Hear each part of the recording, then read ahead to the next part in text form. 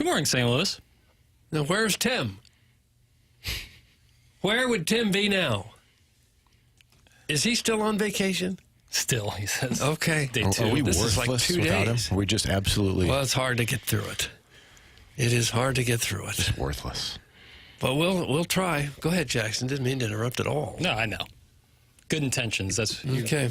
But they say what the path to hell is paved with good intentions. I've heard that. Is that what they say? Something similar to that. That's what someone says. Yeah. What I say is you're listening to the Morning After, and it's on 101 ESPN. It's presented to you by Brown and Crouppen. Doug Vaughn is who you just heard interrupting me while I was trying to eloquently introduce this program to the St. Louis market. Chairman Kurt is sitting to the left of Doug in Tim's space as Tim is on vacation. Martin Kilcoyne also on vacation, so filling his role is the one, the only Michael Wellington. Well, hello, Back Willie. again, day 4. Better than ever. 4 in a row. What an Yeah. eternity it seems like. I was the one interrupting Doug before he interrupted you, I think. Oh, so it's like a chain reaction. Memory serves, yes. How do you like getting up so early and coming in here? I was thinking about that on the way, and I actually am glad. Obviously, it's fun to come in and be with you boys and, chop it up a little bit, but it gets me out of bed early enough where I get my exercise in before I come to the studio. So on one hand, it's great, but when that alarm goes off at about 4:30, 4:40, That hurts. You slept in today, did you? boy. Now, depending upon what time zone I'm in, that's not too big a deal, but when you're in the home time zone and that horrible sound goes off at 4:30, 4:35, 4:40, it can sting a bit. You're probably used to the early mornings in the golf world. For though, aren't sure, you? for sure. No, I love getting to the golf course early, especially even if we don't have an early tee time. Like I like to get there and have something to eat and just kind of get situated. But knocking out that early morning fitness exercise deal before coming in to do TMA. Well, what did you do? So I go over. My routine is pretty much the same. I roll over to a local high school football field and I do this. I run the stairs and I do some calisthenics and do some burpees and just kind of get a Really? good sweat going. You and do then burpees at an empty college football stadium. High school. Did I say college? No, I did. Okay. Yeah, high school football field. With, just standard kind of stuff. There's some AstroTurf and sun's coming up. And there you are doing your burpees. Just trying to get them in. Got to get something in, Doug. It sounds like a montage feature in the story of your life movie. I'm addicted to the endorphins. Is that right? Yeah, to be honest with you, if I don't do some sort of exercise each day, I just don't feel any good. Huh. Well, that's a good thing, I guess. There's something to that. Where you can relax a lot easier later in the day if you've already put some work in the morning. I think you sleep better as well. For sure. And certainly for me, it helps my brain. And my brain needs massive help. I can't do it early morning. No? I'm not much good to use early in the morning.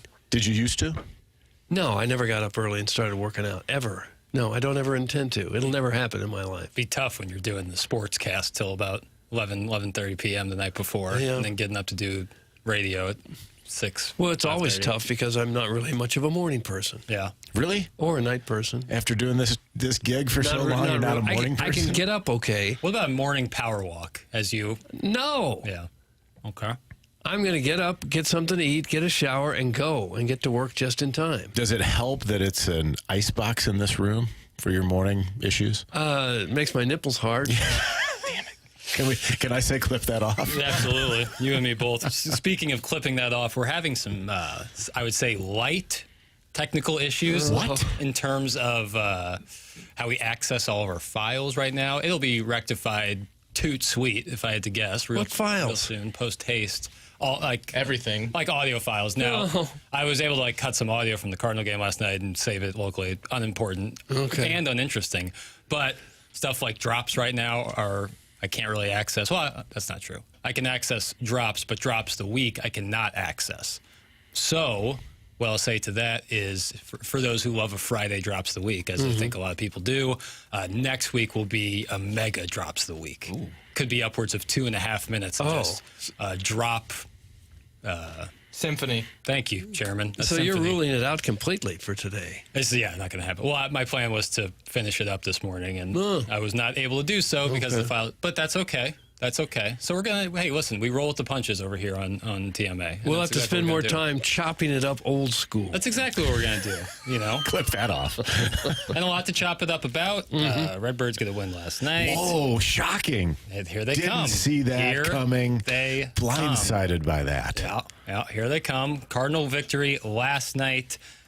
We had the news at the tail end, 2 pieces of news at the tail end of our program. Obviously, a sad news of the death of Hulk Hogan, but also Coach Drinkwitz, Eli Drinkwitz, getting an extension from the University of Missouri. So we have that to talk about. And in addition, on the Stiefel dossier, we will have Joey Vitale, presented to you by Schaefer Door Company. You saw Jason Gostrow in here yesterday in the 10 o'clock hour. He presents... Him and Schaefer Door Company present Joey Vitale at 8:05 today. Talking it over with Joey, love doing that. We'll also have the Design Air Heating and Cooling email today at the end of the program. That's your Stiefel dossier, Doug. How do you like it? How do you like it now? Well, I like it plenty. I like it a lot. Here come the Redbirds. Hello, wild card, Daddy, likey. They picked up a game in the wild card right now, only 2.5 hours. Here they come. Did you buy your playoff tickets already? I haven't yet. I intend to sleep on the sidewalk overnight just to make sure I'm in line. Would you wager that the Cardinals will have that wild card berth? Are you willing to do so? No. You want to light some money on fire? No, I don't. I don't think they're going to get in the playoffs. But what do you do if, or where would your head be if 2.5 weeks from now they're in a wild card spot? 2.5 weeks from now? Yeah. That'll be like after the trade deadline. After the trade deadline. We get in the 1st of August and they're like the 3rd wild card team. Yeah, then you keep on praying you get hot. You got 2 more months. Yeah. A little less than 2 more months to figure it out. As bizarre as it seems, it could really happen. But that's baseball, you know? Yeah. You go on crazy. They went on a 17-game win streak after getting Jay Happ and John Lester at the deadline and trading away Lane Thomas. Like, it's a weird game. Yeah. And then Who was the manager then? Mike Schill. Yeah, okay. He was in town last night. Yeah, Michael. he was not pleased, I'm sure, with the welcome that he got. No. Do you see that, Doug? I did not. What kind of welcome again?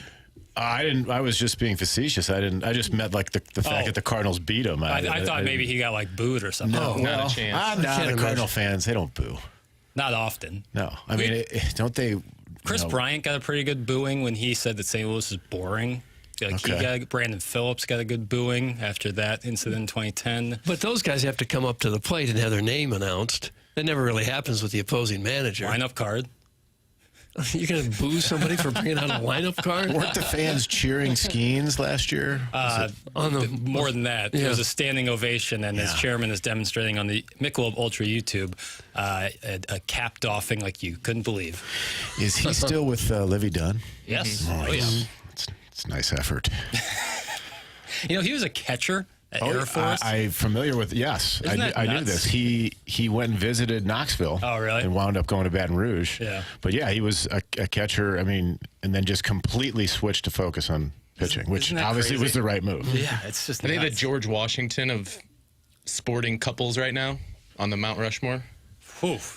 That's one to pop. Probably Taylor Swift and Travis Kelce. Great call. But I guess That's they're not true. both athletes. Are you saying both athletes or just... I hadn't thought too deep into it. Would you be able to find very many of both? multiple athletes? Mia Hamm, Nomar Garcia-Parra. Oh, there's a good one. Are they still together? I think so. Todd Zeal and that gymnast, Olympic gymnast. Can't count it. If Dominique you just, Moceanu? No, it wasn't her. who's the Ricky Fowler and his pole vaulting wife? Allison Stokey. Oh, Nice that's call. so good. Oh. Talked about that yesterday. Doug was talking about all the sawdust he used to jump into. Well, I didn't. Not after the Tom Kopp incident. Is Charlie Hull dating anybody? I You familiar with her work? She's the one that's banging the heaters on the course. Always. Yeah, smoking darts. I'm familiar with her work. I don't know her dating situation. Yeah, she's an interesting cat. Good player, right? Bird. Great player. Amazing. Didn't Simone Miles? Simone Biles and Biles. her husband, who's a St. Football Louis native. Name is I can look it up. Crowdsourcing. Oh, Go to the machine. I don't know if this is up to date, but Charlie Hull is not single. She was previously married to mixed martial artist Ozzie Smith. Oh, they divorced in 2021. Wizard? I believe it's a different Aussie. He's now fighting? Jonathan Owens is Simone Biles' husband. St. Louis, Missouri native, CBC. Fire him up. Okay. Hey, get involved in the program. Chime in.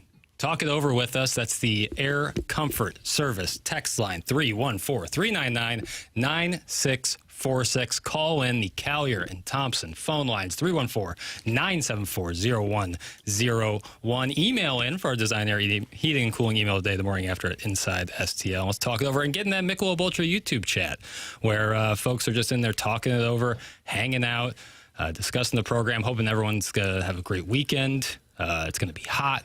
But, one thing at a time. And, Doug, in the meantime, can you tell me about Callier and Thompson, where someone can get a nice kitchen redo? Well, yeah, sure. This is where you go to get your kitchen redone. Doesn't have to be a kitchen. Could be a master bathroom, or maybe you want to get your basement finished. Anything in the house, Callier and Thompson is there for you, and they've been there for you, since the 1950s, and they now have more than 165 years of combined experience between all the people that work there at Callier and Thompson. They have seen it all, and they have repaired many a home in St. Louis and made it look like a showplace, and they can do that for yours as well. Kind of hard to know who to trust to be in your home and who's going to be there to back up the work. Callier and Thompson stands behind every job that they do, and during the process, they are always available to you. The Callier and Thompson team cares about the work they produce. It's more than just a job. They take pride in the work that they do. They got all kinds of 5-star reviews. Well, here's one now from Connie E. She says they were professional, competent, and she is a happy customer. The entire process went well. Mark was a supervisor and always communicated with us. All the installers, including the plumbers, electricians, floor people, painter, etc., very professional and competent. We are extremely happy with our new rooms, and you'll be singing the same sort of song if you go to Callier and Thompson to spruce up your home. Highly recommend it. Great people work out there. They're on Manchester and Baldwin, next to Uncle Bill's Pancake House. Come home to quality. Online at CallierandThompson.com. Good text here from Jackson's NIL agent, Bam Adebayo and Asia Wilson. Certainly. Those are two players at the top of their sports who are, I believe, romantically involved. Not positive. Listening to you guys is like watching a slow-motion train wreck. Disaster. That's from Buck Showalter's slightly used jockstrap. Thanks, Buck. Hey, B-Team. It's obviously Triple H and Stephanie McMahon. I don't know wrestling. Who else would it be? Triple H and Stephanie McMahon, he says. Gentlemen, I want to give some props to our fearless point man today. Yesterday, just to mention the Stiefel dossier. I keep messing that up. The Steel. Why do I want Wrong to say show. Steel? Well, because that's a more important dossier. Our point man, Jackson, and myself, we went over to Norwood yesterday afternoon and played golf in a Stiefel outing hosted by Tim Heitman and Spencer Head, who are kind of in charge, I would say, of the new Stiefel tournament at Norwood. Our friends over at Stiefel. Absolutely. Stiefel dossier. And Jackson was just outstanding out there. Oh, was he really? I got to tell you, he was driving it in the fairway. He was making putts, hitting beautiful pitches and chips. Huh.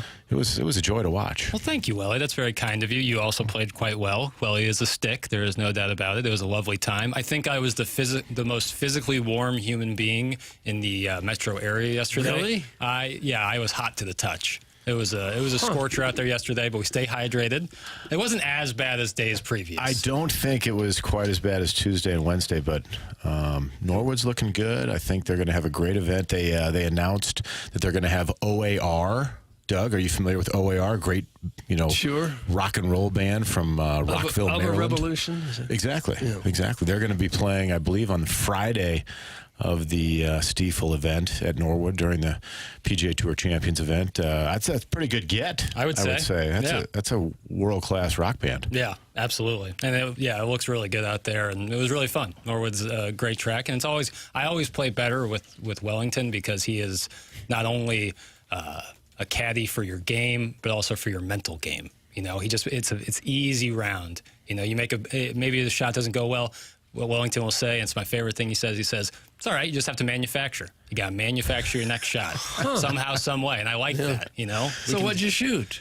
It was like a team best ball. So if you were kind of like not going to have the lowest shot in the hole, you kind of picked up or just kind of moved on. So exact score, I'm not sure. But there was a good run I think we all had. We played pretty well. I think we had a nice front nine. We shot like 14 under, which was not good enough to win, but I think we were in the top 3 or so. Yeah, it was really fun. Played with 2 nice gentlemen who probably were very scared to see us and join us. But Oh, I would think so. Well, yeah, intimidating, both physically and. I didn't mean it like that. But Well, that's Do you what I tough them meant to- around a little bit? Oh, yeah, just to start, set the tone. they contributed. It was a good team effort. Absolutely, yeah, it was really fun. It was hot, but for the most part, if you got some cloud coverage and some shade, it wasn't too bad. But I was hot to the touch. Were you hot to the touch? Oof, yeah, Okay. it was a hot day. Actually, it was really fun, and thank you for Willie for having me out there with them, and it's a good time. Did you wear sunblock? Oh yeah. Did you? Oh yeah. I didn't have some, but the women going around in the beverage cart had some, and it was SPF 50. Perfect. Well, what's your take on sunblock? I've had differing. I'm serious though. Some people tell me that it's not good for you at all, and other people say you better wear it or your skin is going to fry. I mean, I would tend to go with the latter. think so. Yeah. Yeah. I would say you should be wearing sunblock every day, even if Really? you're not going outside. Especially if you're really light-skinned. Yeah. If you're like pale? if you're like me, Yeah. you should be. Or me. at Every all time I go to times. the dermatologist, I always get the lecture. You putting sunblock on every day? Every day. But are they correct? Do you believe them? Well, who are you who are you believing over the here's doctors? what I can tell you. When I used to caddy for Chris Nagel, I caddied for him for about 5 years. The first 2 years, he would just slather it on. And I mean, just cake it on. And then after a couple of years, he stopped wearing it. And he's very into eating right and putting the right things, fitness-wise, and doing the right things fitness-wise. And I said, Nags, why you stopped wearing sunblock? What's going on? He's like, it's bad for you. I said, really? Because I don't follow it, Admittedly, I don't wear sunblock as much as maybe I should, but he seemed to think it was Bad in what for way? you. I guess bad for your skin. Like there's more chemicals in the sunblock that could be harmful than the sun itself. Does he wear like the all natural deodorants and whatnot? I never got there. Okay. Didn't look in the toiletry bag. No. Take a peek. And then you point to the sideline person on Golf Network and say, he's got the natural deodorant. I just thought it was Handsome, like the interesting 5-iron. for someone who would wear it religiously for, 2 or 3 years to then just completely stop. I would think there's something in it that's worse for you than skin cancer. Well, then the sun. Now, some people would say that the sun can give you skin cancer. Okay, well, he was kind of alluding to the fact that the sunblock could give you the skin cancer. So I'm just, and I don't know the answer. I don't know the correct answer. I'm just curious if you guys have heard anything or done any research. It's very important stuff. I would tend to put on sunblock and trust it. I've had skin cancer. Yeah. And the doctor always tells me, you got to keep that sunblock on. Yeah. On your Always. face or your arm, or where was it? One on the shoulder and one on my face. Okay. So the shoulder obviously is going to be covered up most of the time by a shirt, right? Yeah. That's a miss. So the face is the one that's going to get your attention. Yeah. I don't know. I just don't know the answer. Don't know what to do. Yeah, it's a fair question, but I would tend to think putting it on is a better play. Yeah, maybe not slathering it on. Maybe not put a paste on. No, I put on military grade sunblock. Do you? SPF 100 if you got it. Zinc. Zinc, anything will do. Honestly, if mayonnaise works, I'll slather myself up in mayonnaise. No, that's gross. That's just for you, Welly. That's Would you disgusting. caddy for a man covered in mayonnaise? No, Yeah, I wouldn't. blame you. Coming up on the Stiefel dossier, we're going to talk about the Cardinal win yesterday, and also a pretty interesting article from Katie Wu discussing the trade deadline and Ryan Helsley kind of quote, kind of where he's at on things. Very interesting. You're going to want to hear that. That's coming up on the Stiefel dossier here on TMA, and then we'll have Joey Vitale at 8:05, and he's going to bring the heat. That's all coming up today on TMA, presented to you by Brian Crouppen here on 101 ESPN.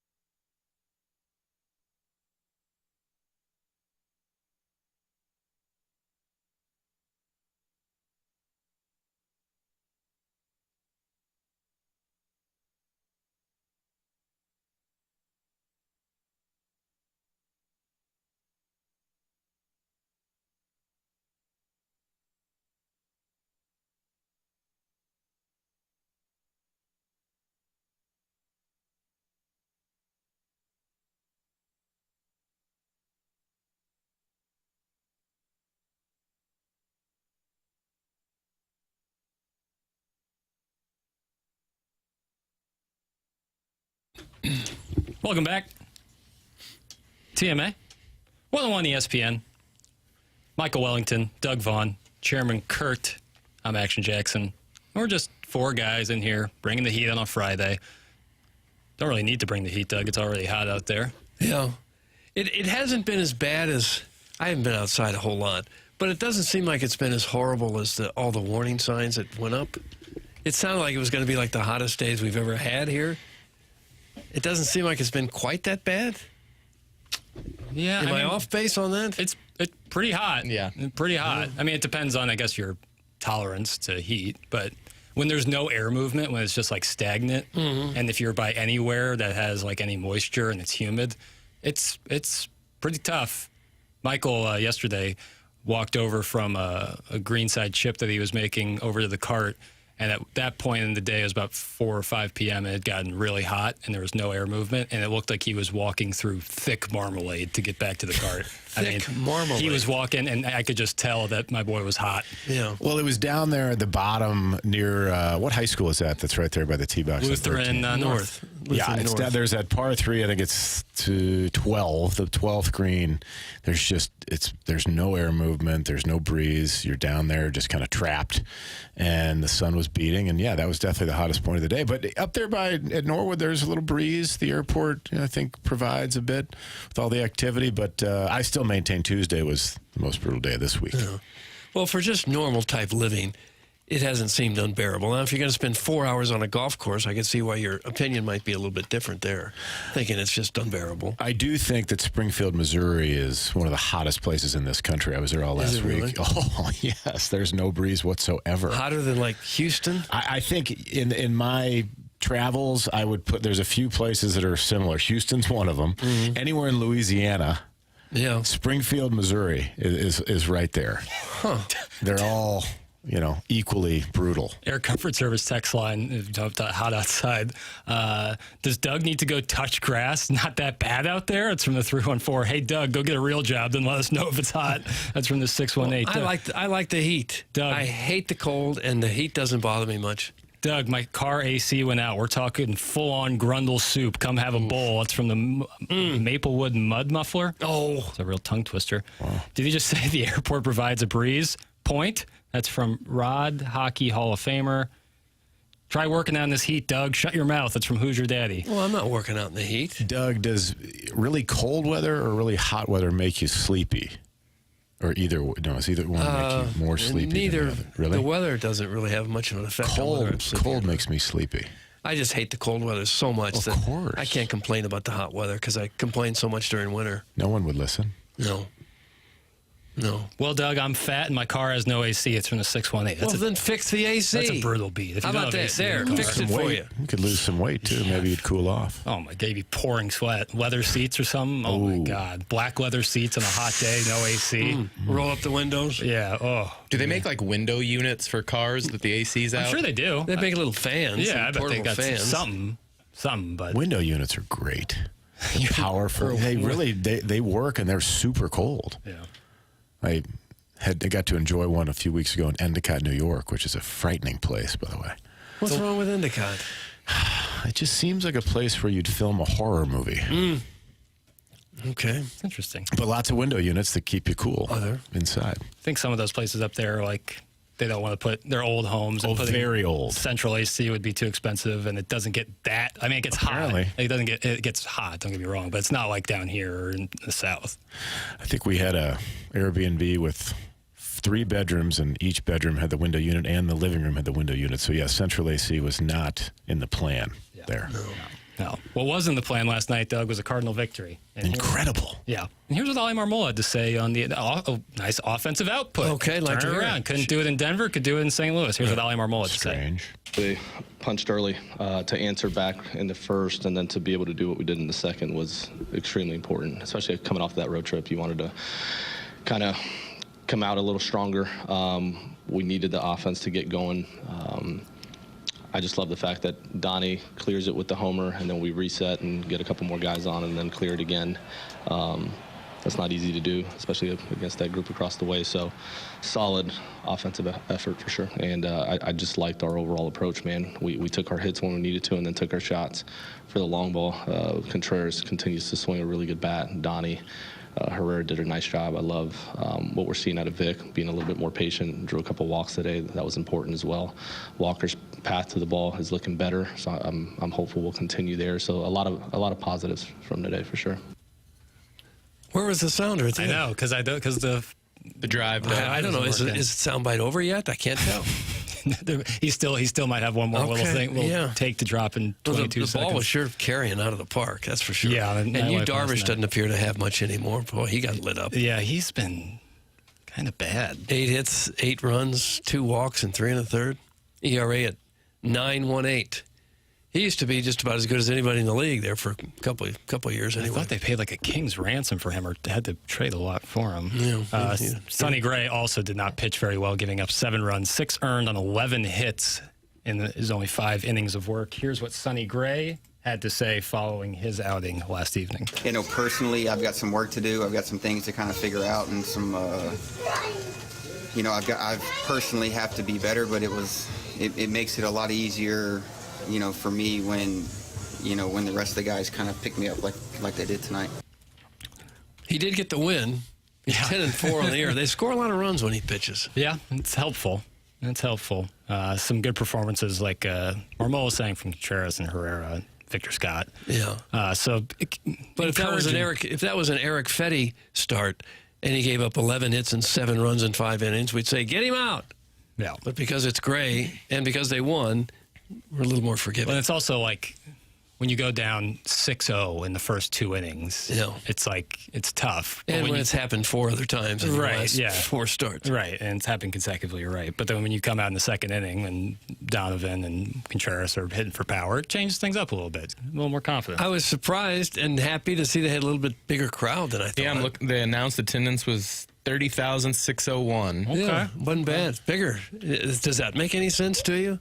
They're coming off a horrendous road trip. Maybe they thought the bananas were still in town. It's 100 degrees outside and the crowds pick up. Does that make any sense? No. It was a better crowd than what they've had lately. Is it because there's just not much to do right now? That's the factor, sure. But there hadn't been much to do in previous weeks either, and the fans haven't showed up much. I don't know. I don't know what it was. I love Contreras. Someone with his attitude is really important to a team, but we should probably trade him if they can, especially if he can keep raking. That's the question, if they can. And that's been takes 2 to tango. Yeah, that's the issue all along. Is the guys that have some value to other teams don't seem to want to go to other teams. The win changes nothing. They are still grossly mediocre. It's in the 3-1-4. I don't think anyone in this room, at least, was saying because of that win against the Padres, we're right back in this, baby. No, but you're saying like the standings are what the standings are. You are still very much in the hunt. It's just, do you think you have the pitching staff? Do you think you have the offense to make an actual run? And I think we're all have come to the conclusion that that's not the case, given the current roster makeup. Even if you don't think that, if you're unable to make any trades that help you, you're kind of stuck with what you got. For sure. But you called this yesterday, and you've called this all year. They tease you. Then they lose for a few. Then they win a few. It really is a tease. When you think you've got it figured out, you haven't. A lot of people texting in. It was Ozzy bobblehead night last night. Is that what it was? Well, the Wizard. Okay. I think that obviously you get the Ozzy bump there.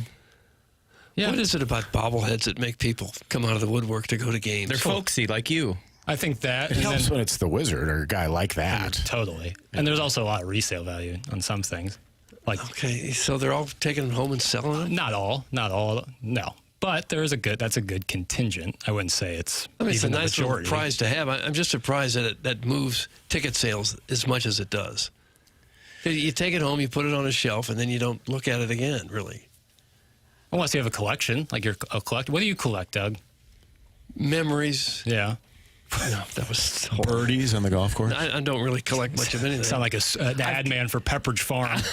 I collect memories. I've got a lot of bobbleheads just from going to games and everything. Yeah. But they wind up just still in the box or down in the basement somewhere. Wow, media doesn't appreciate the free gifts they get. But I'm getting those games for free too. We got houses all over St. Louis with people decorating with bobbleheads. I mean, people collect bobbleheads or trading cards. What might seem trivial to you, Doug, is someone else's passion. Quality memorabilia, Doug. Is that what it is? Yes. I guess. What's your most cherished piece of memorabilia, Doug, that you've collected over your years? Good question. You have to have something that really just means a lot to you. It's not really been my thing. I don't really collect a lot of stuff. I've got a little banner from the 1980 Olympics when I worked at an NBC station. That's kind of cool. That's a bad answer. Wellington, you've done some cool things. What do you have? Memorabilia? I got some stuff from some of the U.S. Opens that we've gone to. Some stuff from the Masters. That's cool. How's that answer? That's a great answer. I was actually intrigued by that one. Okay. Well, what's yours? This is kind of a fake piece of memorabilia, but when I was a young tyke, I invited Ozzie Smith to I think it was about my 5th or 6th birthday party. Mm-hmm. And he didn't show up, but he, at the time, I thought, sent me some autographed Fraggle Rock books. And I found out. Fraggle Rock? Yeah, you know Fraggle Rock? Yeah, of course. Yeah. Happy birthday. I found out as a teenager that it wasn't Ozzie Smith. It was actually my aunt that just signed his name and made me think it was from Ozzie. Mm-hmm. But a fake Ozzie autographed Fraggle Rock book, that's like a one-of-one kind of thing.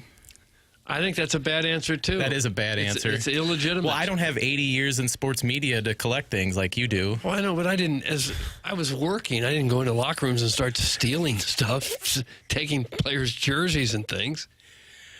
I have a Team USA jersey with my name on it from when I coached a 15 and under USA baseball team in Japan. That's kind of cool. Okay.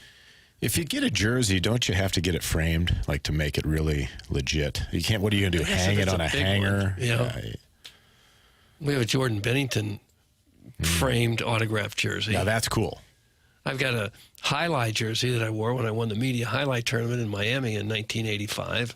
You ever played that highlight? Didn't know you were a highlight. I wasn't, guy. but neither was anyone else in the media. It didn't take a lot to win it. The best thing he has, and I'm sorry to cut you off there. No, you're good. The best thing he has is the video of him taking Tom Seaver deep. Well, that's legendary. That's not memorabilia. Yeah, that's a memory. That is, and that's what you do collect. But if you were like take an iPad and place it on your wall and have that video on the loop, that becomes memorabilia. So to me. if you two might not remember this, Doug, the intro to Miami Vice, if you remember the show with Don Johnson, Sure. I believe they showed some people playing highlight in that, in the, I guess. Fronton. You play it in the Fronton. That's the name of the field? Yes. It's the name of the arena. The Fronton? The highlight Fronton. Definitely didn't know that. Well, no, you do. It's what we do. We this inform. is something you were introduced to when you were there? Yeah, it used to be a kind of a big thing. Yeah, people would bet on it. Really? It's a thing you gamble on. Well, you just can gamble on anything, can't you? I'm not sure it's even around much anymore, but it was kind of big there for a while. I have a collection of Tim McKernan audiobooks of his best clip and highlights of his Hall of Fame career. It's a perfect book, just like Tim, Eric in the Central West End. A signed Tim McKernan jersey is my holy grail. It's from MD 2020. Gosh, it never stops. I was trying to find never it. stops. If there was 3, it was the charm there. I was never big in getting autographs or pictures with people. I wish I'd had more pictures with people that I'd been around, but it felt really awkward to go up and interview somebody and say, "Can I have a picture with you now?" I couldn't do it. Isn't that the worst? And most of my career, people didn't have cameras in their pocket either. Well, sure. There was no no phones in that situation, but I see that a lot at the tournaments. Fans will come up, and and guys are good about taking the photos, and it's cool for especially when it's kids. I think it's different. Right. But when you've got like an autograph hound that's trying to get you to sign baseballs and jerseys, and then they want a photo on top of it, it's like, man, give it a rest. And bro. certainly not if you're the media. You can't. Ask for pictures. Absolutely not. No. Is there photo No. evidence of you dancing with Sweetness? Did anybody capture that? No, there was That'd not. be great. If that'd be a memorabilia piece. That would be something worth saving. Chime in with your favorite memorabilia. Air Comfort Service text line 314-399-9646. You can get into the YouTube chat. That's youtube.com/TMA STL, where there's a bunch of people in there talking it over, including John Scores, Plowhawks Laugh, I like that name, Too Fat to Kayak, JC Penny Chat Support, all up in there. Dr. Xander Mallerthrop, who's ranked number 2 in these rankings, that I'm still a little confused by, but I love to see it. I love to see people in there. You can get involved that way. You can also call in the Callier and Thompson phone lines, 314-974-0101, where Joey Vitale will be joining us coming up later. That's on the Stiefel dossier. 8:05 for Joey Vitale. Always love talking over with him. A great man, Michael. A great man indeed. Oh, and we'll talk about legendary gentleman. I teased a little Ryan Helsley quote and an article by Katie Wu and some trade deadline news. We'll get to that on the other side of the commercial break. You are listening to The Morning After on 101 ESPN.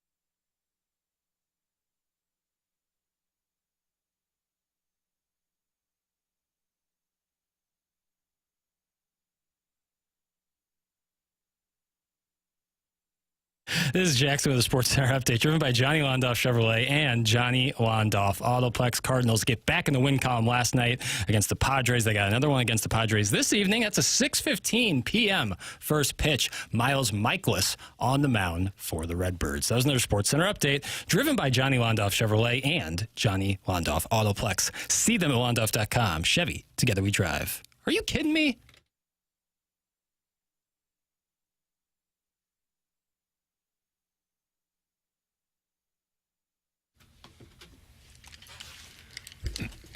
A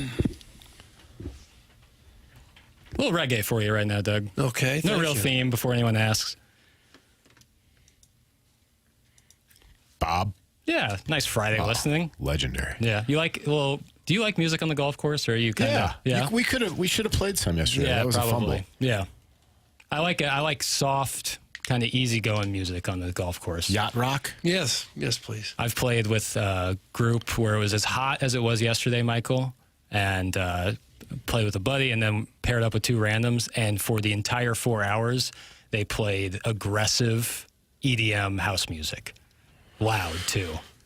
Yeah, It's awfully rude to impose your music on anyone around you who can hear it. In fairness, they were like, you guys cool if we play music? And of course, what I didn't anticipate was them, turning it into electric EDC. you in needed Vegas. ecstasy for the back nine. Yeah, it turned into, Gasparilla, or not Gasparilla. I certainly would prefer the EDM over, heavy metal while you're playing golf. I just think like some with an acoustic guitar, some light vocals, maybe a steel drum will always work. Oh, really? Yeah, but these be rules you put in the clubhouse, like what type of music you're allowed to play at this golf if course? I owned the course, I would impose these kind of rules.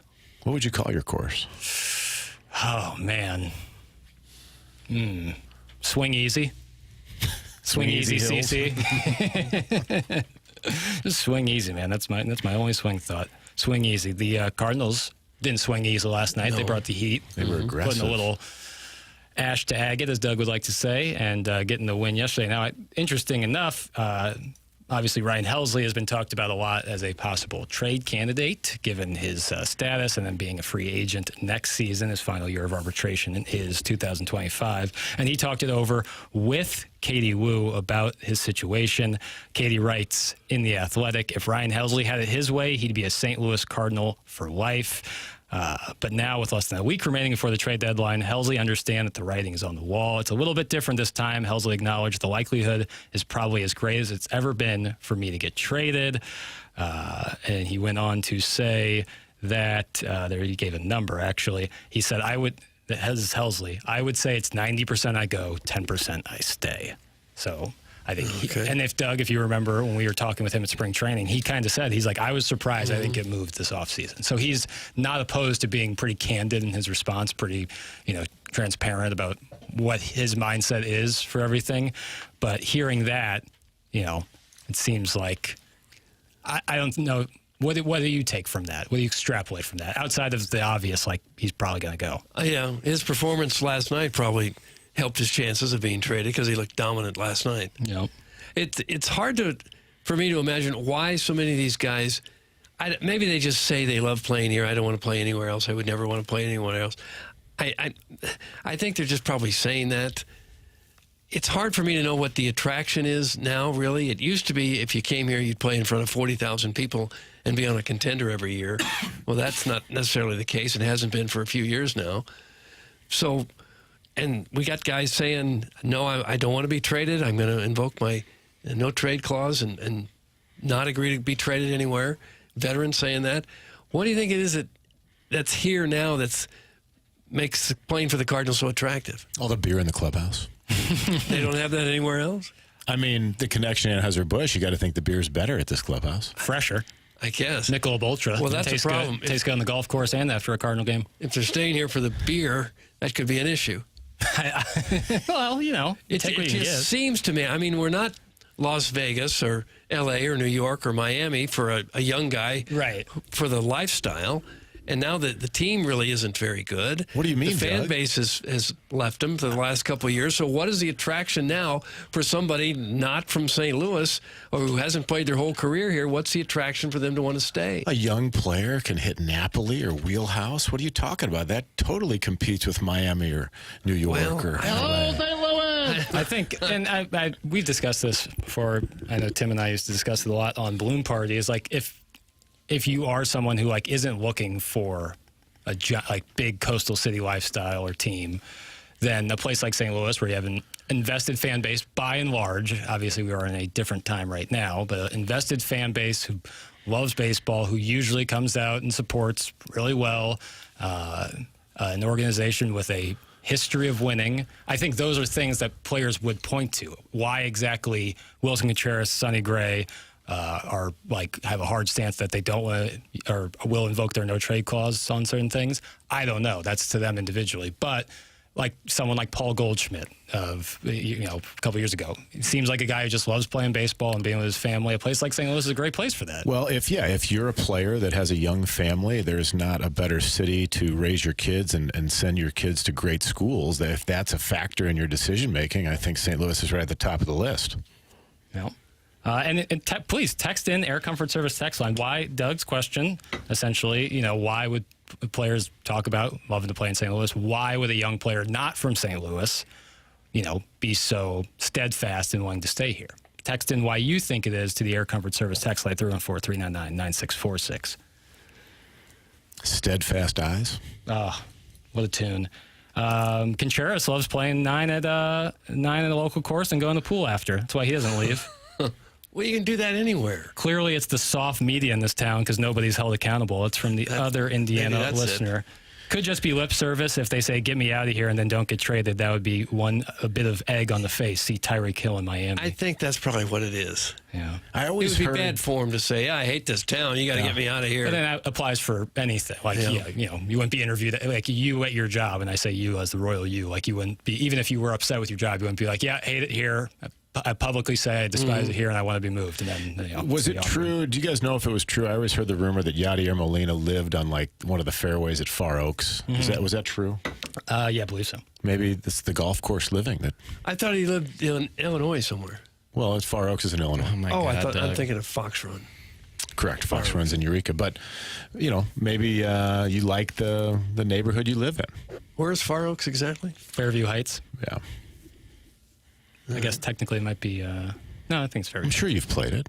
I don't know that I have. Scramble. It's one of my favorite there. tracks. I don't think I've ever been there. Great back nine. Yeah, that's a cool place. Guys, it's still known as a great baseball town. And I think the assumption is that this condition is temporary. That's number 314. I think it's a good text. I think it is a good baseball town. I think we all kind of know that. It's a good sports city. A lot of Midwest towns are really good sports cities. And certainly in St. Louis, you have a long history of success. And, I think Tim always uses the comparison to the Pittsburgh Steelers. And I think it's a good contemporary, It feels to me like St. Louis is the kind of place you'd like if you're from here, if you're comfortable, if you're established here, yeah, it can be a great place. But if you're a 24-year-old professional athlete from California, why you want to live in St. Louis? Great question. I'm not sure. Caseyville. A lot of people are saying Caseyville in terms of Far Oaks. I think you get the exits in Fairview Heights. Okay. The course might technically be in Caseyville. Why long-term player wouldn't want to move? Wife doesn't want to relocate the kids. Why move when the money won't be better? It's from the Hunchback of Vaughn Castle. It's case by case. Yeah. Do players really want to win? Do they care about winning anymore? I think they do. Well, I think you'd care about your contract, first of all. Of course. And then if you can win, that's great, makes it more fun. And if you can't, you're still playing for the next contract. Yeah. But there's money in playoff success. Sure, bonuses. And not to mention, you can really make a name for yourself and extend your career if you have a really solid postseason, because then you get attached as a clutch player, a guy who can be an asset for you on a playoff run. It would be a long, laborious season if you're on a horrible team. Yeah, imagine being on the Rockies or the White Sox or the one of those Athletics. teams. I can see where it wouldn't be a whole lot of fun to show up and play if you're a little banged up or something. Right.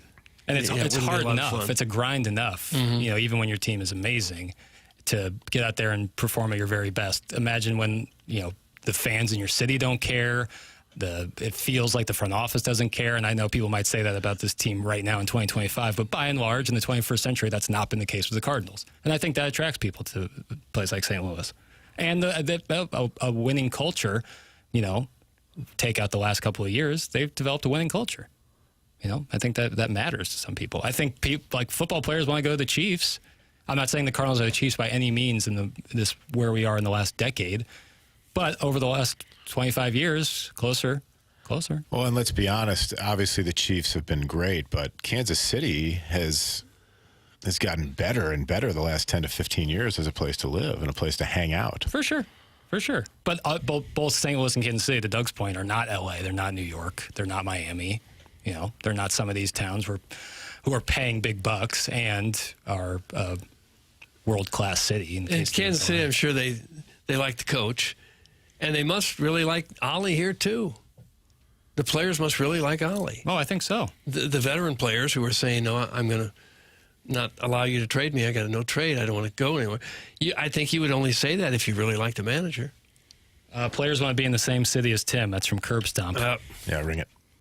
There's a reason so many Blues and Cardinals alumni choose to stay here after their careers. It's a great place to raise a family, and the cost of living is pretty good. That's from Doug Sugarsack. Cost of living is outstanding. Yeah, comparatively, like when you're talking, like a city in California or certain areas.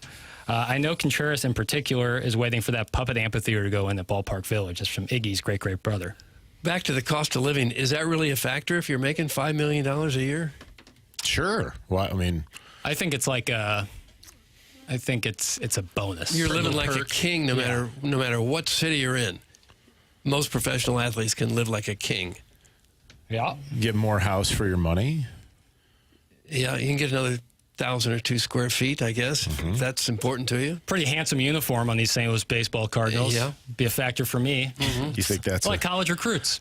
You think that's part of the decision-making process? I'd say. Well, I got it when they were going well, and they were playing in big crowds and contending every year, and the Cardinals were an A brand in Major League Baseball. But that it's fallen a little bit. They've stumbled here, and now I just wonder why so many players seem to want to stay here. The uniforms, Doug. That's what it is. I also think that we've heard it from a multitude of players that, when you're down at spring training, the older players who'd come down and help coach, whether that's, Ozzie Smith, who's always down there. Willie, a ton of Cardinal legends who played a healthy amount of their career in St. Louis. And they see how revered they are, not only by the organization, but the fans still, and how they're still making an impact. And I think some players are like, I would like that for the rest of my life. Like, I would want something like this where I have a connection to a place and a team for the rest of my life. Whereas if you go play, and I don't want to, Colorado's the easy answer there, but something like Arizona, where you might not have something like that, or take your pick of any. I would think a lot of franchises would. A lot of franchises probably have former great players come down. I'm not saying that they don't. I'm not saying the Cardinals are the only team who would do that, but I think there is something special to that, and I've heard players say that that's like a unique thing about St. Louis is how involved the legendary players are, way past their playing careers. And then some Sir Tripod said the free zoo. Well, and on the standpoint of the Blues, you got to think a lot of the young hockey players love being around a guy like Kelly Chase and some Blues of the alumni guys. too. I think it's a great point, Michael. The word you're looking for is a legacy. And when they stick around the town where they played in, they're still a well-known celebrity and get really nice treatment, and everybody loves them, and they're somebody. And if they move to Southern California somewhere, they just blend into the crowd. They're just another face. Everybody kind of likes being told that people enjoyed watching them play, or that they're a cool person, or can I have my picture taken with you? If you're an ex-hockey player who's 60 years old and someone comes up and does that to you, that's a nice ego stroke. People like that. I think there's also something to, even though St. Louis is viewed as a quote-unquote big city, it's really kind of small. You know, if a young hockey player is hanging out at Obie's and Chaser walks in there, the whole place is going to go nuts. Right. And, those young players are probably hoping they can get a chance to just hang out. Yeah. And a lot of them don't also want to move back to Canada and Russia and places north. Probably, yeah. I would say that's a pretty big factor as well. Michael texted me before the program today, and he asked, and Chairman, if I could enlist your help on this one, to put out a poll. Mm-hmm. Michael, you can present the poll. I thought an interesting poll for our listeners would be, who do you like more? Not who's a better coach, but who do you like more, Marmol or Drink? Yeah. Coach. Doug? Okay. Eli Drinkwitz or Ollie Marmol. So Chairman will put that poll out on Twitter. Thank you, Chairman. Appreciate you. And you can vote there, TMA STL on Twitter. We're going to do Joey Vitale here at 8:05. And so get your votes in, and then we'll talk about that after we talk over with Joey Vitale. We can ask him. And I also have some other questions, for you guys that are about the local coaches. When I say local, I include, Cardinals, Blues, City, SLU basketball, Mizzou football, Mizzou basketball, Illinois basketball, Illinois football. All of the teams that we would consider the local teams. All right. And I have some questions about their coaches and where you rank them comparatively. So I think that'll be some fun. But Joey Vitale is always fun. So Chairman will put that poll up on the TMA STL Twitter account. Thank you. Jackson, it's X, not Twitter. That's from Eric in the Central West End. But you know what I'm speaking of. So it's tough.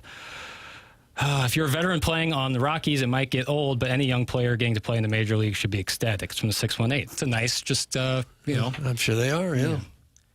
Marmol, Marmol, fourth year, no playoff win, move on. Get a legit manager. It's from Lisa. To the question I would ask to Lisa is, do you think that the problem is Marmol or the roster construction? Because he does not control the latter. All he does is coach the team. Mm-hmm. So I would ask Lisa, do you think getting a legit manager will make Miles Michaelis pitch better or Eric Fetty pitch better? I probably don't think so, but we listen to all opinions. Lisa is a gem, as I've mentioned before, so text on in.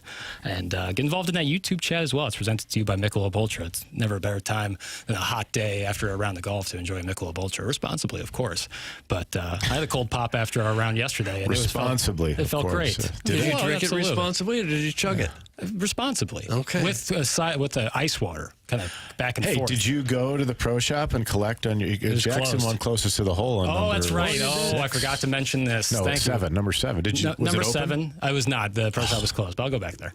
But it was a 155-yard par 3, Doug. What club? You know damn well what club I pull out. Mm-hmm. I pull out the old trusty 7-iron, much like Kevin Costner in Tin Cup. Oh, really? It is my best club. He hit a 250. I put it 150. Tight, closest to the pin, your boy, 7-iron. It's not about how far you hit it. It's about how close you hit it. How far were you from the hole? $155 as the crow flies. I mean, when you landed on the green. 6-7 feet? Yeah, I'd say in that. Now ask him if he made the putt. Did you make the putt? Absolutely not. I just hope Mr. Sider's congratulations is as loud as his criticism. Well, in fairness to him, it did not fly very far. It flew about 153 yards. Well, what's the point when you hit it? To hit it as close as humanly possible. Got but it. then to that, you should also make the putt. Wait, what does Siders have to do with this? Mr. Siders, texter of this program, is very critical of how far I hit my 7-iron.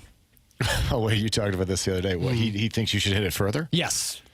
I think I should hit it further, too, to be fair. But hey, it doesn't matter. It doesn't. You stuffed it in there. Yeah. And you got the $100. Was it $100 credit? That's right. That's nice. And why would it matter to somebody else what club you hit? Great point, Doug. Well, I would say I'm an easy target. And is it just a macho thing to say, I would have used an 8-iron? The roast nature of this program kind of leads into that. And I sometimes talk with my chest puffed out. And some people like to check that. Mm-hmm. And you know what? I respect it. It's good body language. Get that chest out. Yeah, absolutely. Hey, listen, all is fair in this game. I don't want slumped shoulders, Jackson. I want positive body language. Chin high, Doug. Look at his chin. I see you it can now. see it on YouTube. Yeah. Look, it's chin very high. Chin is pointed to the ceiling. We're going to talk it over with Joey Vitale coming up on the other side of the commercial break. I love talking it over with Joey every Friday, and that's presented to you by the Schaefer Door Company, who also presents the podcast where you can listen to TMA podcasts and all 101 ESPN podcasts. That's coming up on the other side of the break. We'll talk with Joey Vitale. This is the Morning After, presented to you by Brown & Crouppen here on 101 ESPN. All right.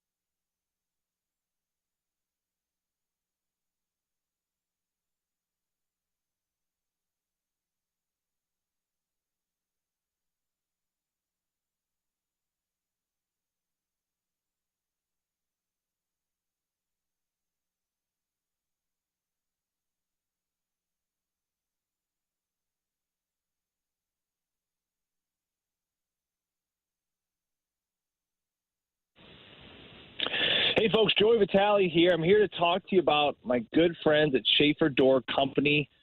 They are your go-to for all things dealing with your garage doors. I've been there.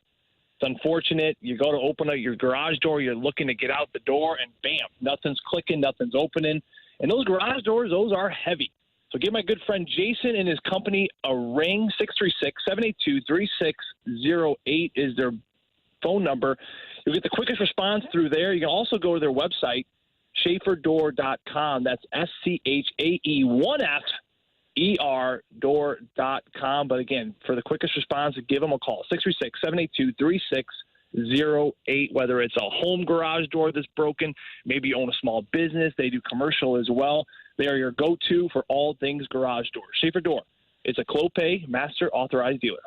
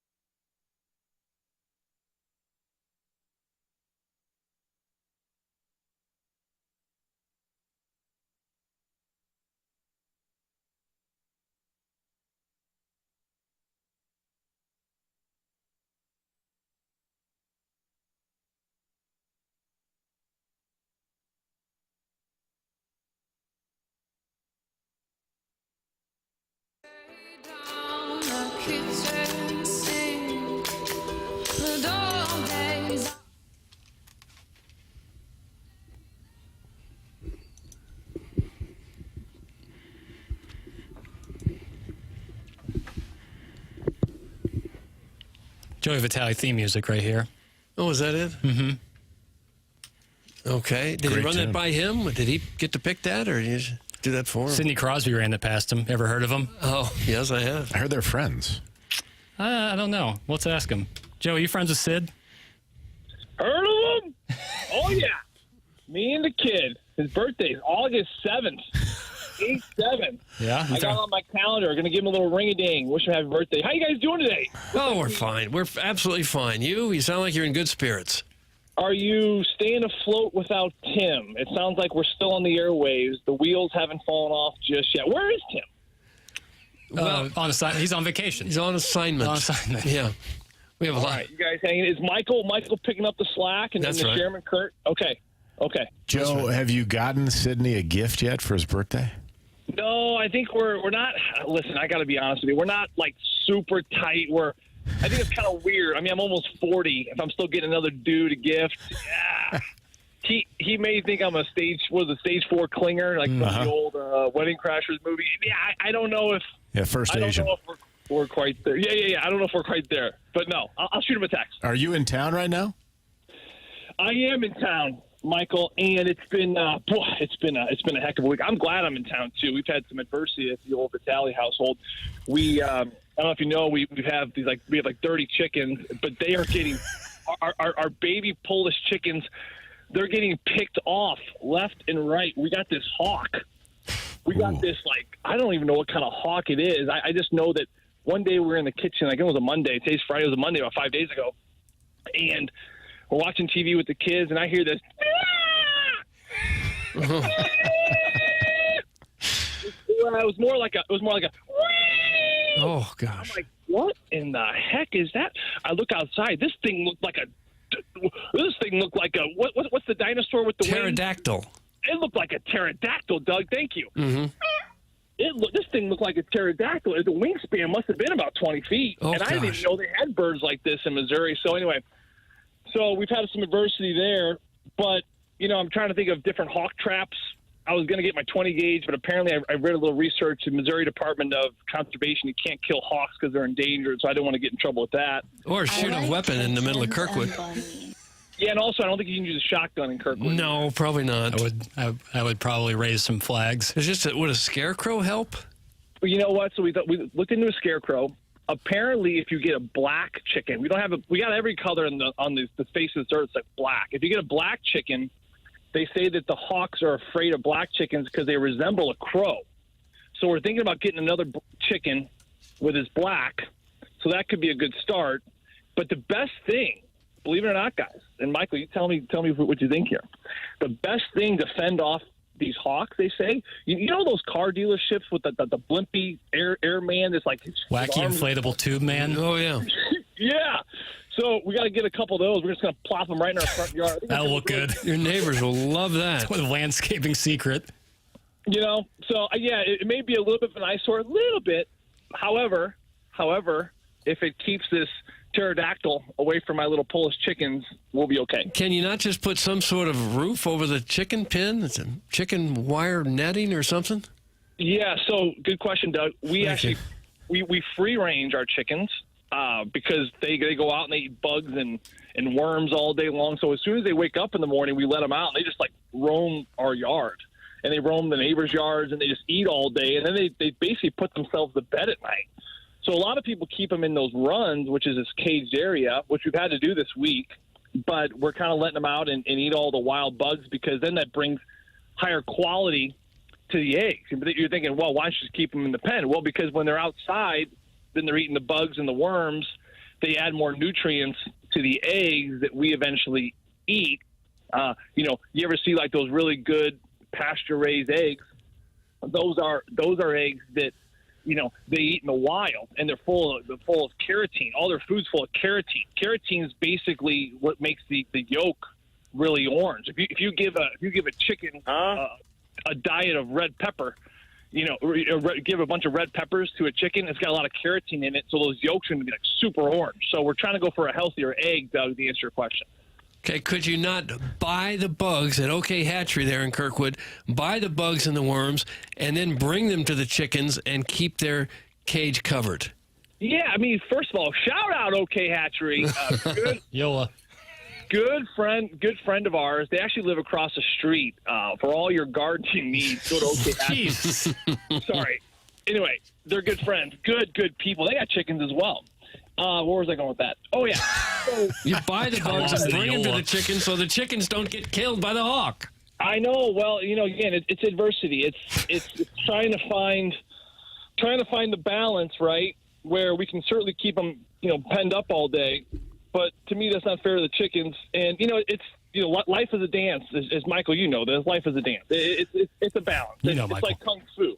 Joe, how long have you been nurturing and raising these chickens? Is this like something new, or have you been doing this for years? No, this really started about 3 months ago. My wife wanted to get a chicken, and I said, well, that'll be fun. And then she got, long story. We wanted two. We have time. And then the breeder, the breeder from Kilcoyne Country, Oklahoma, that's a real city, Kilcoyne Country, Oklahoma, he sent us 7. And I called the guy and said, hey, we ordered 2. You sent us 7. I got 5 extra chickens. He goes, yeah, we do that. Ting! We do that there because... Is that spittoon? You just do a live spittoon? A lot of them die on the way there. I'm like, okay, well, they didn't die. They're here and they're alive. What do I do with these things? They're like, well, give them to somebody. I'm like, it's a chicken. It's not like a gumball or, it's not something you just give to people. Like, right. So what do I do here? Anyway, so that turned into 7. And then my wife wanted a couple different breeds, and I tried to be a good, rock star husband and say, okay. And then, I don't know, it's chicken math. 7 turned into 30 pretty quickly, but this hawk is solving our problems, and we're down to 26 right now. How many chickens have lost their lives in the Vitale killing fields? We've had what a great comment by Vintage Doug. There's Vintage Doug. You all love. We've lost 3. We've lost three souls. Our kids are learning a lot about how to handle themselves in adversity. They're learning a lot about death. Nice spin. That's what every toddler needs to learn. Yeah, my middle son, Bodie, he's a sweetheart. He's sensitive. He just comes in balling. He doesn't understand why these things got to die. And I told him it's it's like peeling a pomegranate. You ever peel a pomegranate, Doug? I don't think I have. Don't think so. No. So pomegranate, like when you get the seeds at the end, you're like, and you even freeze them for 30 minutes. You're like, man, you got it going on. Especially when pomegranates are in season. Like, this is what life is about: a big bowl of pomegranate seeds. But the problem is, it takes a while. Like, if you ever peel a pomegranate, it takes a good solid 30 minutes to get this doggone thing. You got to peel the outside core, and then it's got that white film that separates the seeds, and it's just a pain in the rear end. My point is, if I can circle this all back, we all want the egg, right? We all want the eggs in the fall, but it takes work and it takes sacrifice, and you're gonna lose some chicks along the way. So we're dealing with finding the harmony throughout the chaos, if you will. Wow. That's good. I'm sure your kids have their hearts broken when the chicken's killed outside, and then they say, okay, let's go to lunch at Chick-fil-A and get a chicken sandwich. Yeah, we love our Chick-fil-A. Shout out Chick-fil-A. The one in Sunset Hills, Yeah. they are rapid fire. If more companies could just operate however the heck Chick-fil-A is operating I went to a coffee house the other day. There's like 3 people in front of me. It took me 20 minutes to get a coffee. This guy is having a conversation with everyone about their grandparents and where they're from. I'm like, can we just get a cup of coffee and be on my way? But Chick-fil-A, I mean, they got it going on. There's a line from Lindbergh all the way to 270, and you think, oh my God, I'm going to be here for 2 hours. Within 20 minutes, I'm eating my chicken nuggets with that Chick-fil-A sauce, which is beautiful. I think they advertise it takes less than a Joey Vitale Friday call-in to get your coffee and chicken. Hey, that's not bad right there. Well, I think this is this right here is perfect listening for waiting in a drive-through, Yes. This is the good stuff. Maybe a gift for Sid the Kid. Give him one of those chickens. Send on one of those chickens. You know what? We all have those. That's not a bad point, Jackson. We all have those people. We have all those people in our lives. Like one time, this was a real stick in the. You know what? A family member of mine. We were kind of quarreling. Quarreling is a polite way to say. Families are tough. Bickering. We were bickering. Bickering's a good word. And I got my son this like playhouse, and it came in like 3,000 pieces. So it was. I look back, I'm like, that was the greatest gift you can give someone who you're bickering with, because it is a nice gift, but then you're basically making the dad put this whole thing together. I spent 3 days putting this thing together. I almost jumped off a bridge. It was so bad. So maybe for those friends that I'm bickering with, those family members, I'm just going to get them a chicken in a box and just give it to them. And then that's not a bad way to go about it. Of course, I wouldn't do this with my boy Sid, because we're not bickering. We never bicker. No, I wouldn't think so. Are you doing anything hockey related right now, or is this vacation season, or any Blues work you need to be doing? Tending to the field. Nope, nothing like that. No, always kind of staying on touch with things. We obviously, with the season coming around the corner, the schedule came out, so we're trying to figure that all out. I think in August we're really going to kind of hone in on this kind of new broadcast of what it looks like. But it's a like any guy in the sports industry, you look at it where it's a hard push. I mean, it's from October through April, May, whenever they end up losing, June sometimes, hopefully. It's just game on. And it's a hard push, and I don't stop, and I'm a shell of myself on most days and these long road trips, and you put it in, and then it takes a little while to get a reset. I will say though, I am ready to go. I don't know if you guys could tell. I'm ready to go. I'm ready for the season. I'm pumped. I'm energetic. I'm so happy with this group we have to call these games. I'm beyond pumped for this Blues team. This is going to be with the additions they added on here in this offseason. I think that, it's certainly a very, very tough division. I was talking to Alex and BK on their show yesterday. Shout out BK and Ferrari. On their show about how hard this division is going to be, especially because the goaltending is probably the best in this division than any other division. But you got Jordan Binnington with still 2 years in his prime. You replace Radek Foxel with a Bukestad. You add depth down the middle with a Suter.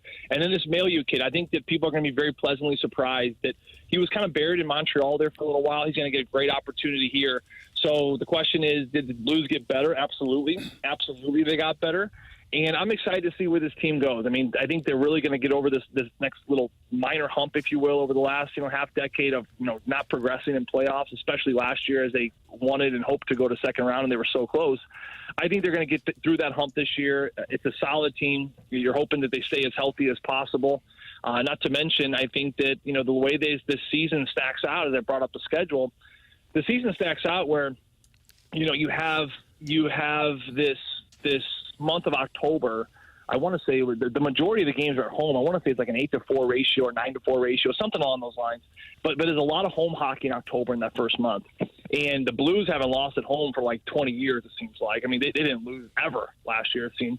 And you wonder if can they continue with this veteran group of a lot of players that were a part of that team. Can they come back into the Enterprise Center and just bring that energy and just start off on the right foot? It is really hard, guys, to play catch-up in this league. You've got to start the season well. And I think that they're playing so much home hockey early where if they can start, kind of flirting with that 1, 2, 3 top in the division with, the Colorados and the Winnipegs or whoever, if they can be in that top 3 mix, into Christmas, to me, they set themselves up in a great spot. It is an Olympic year. So February, they have a good 3-week gap, which only happens once every 4 years if they're going to the Olympics every year, which they haven't.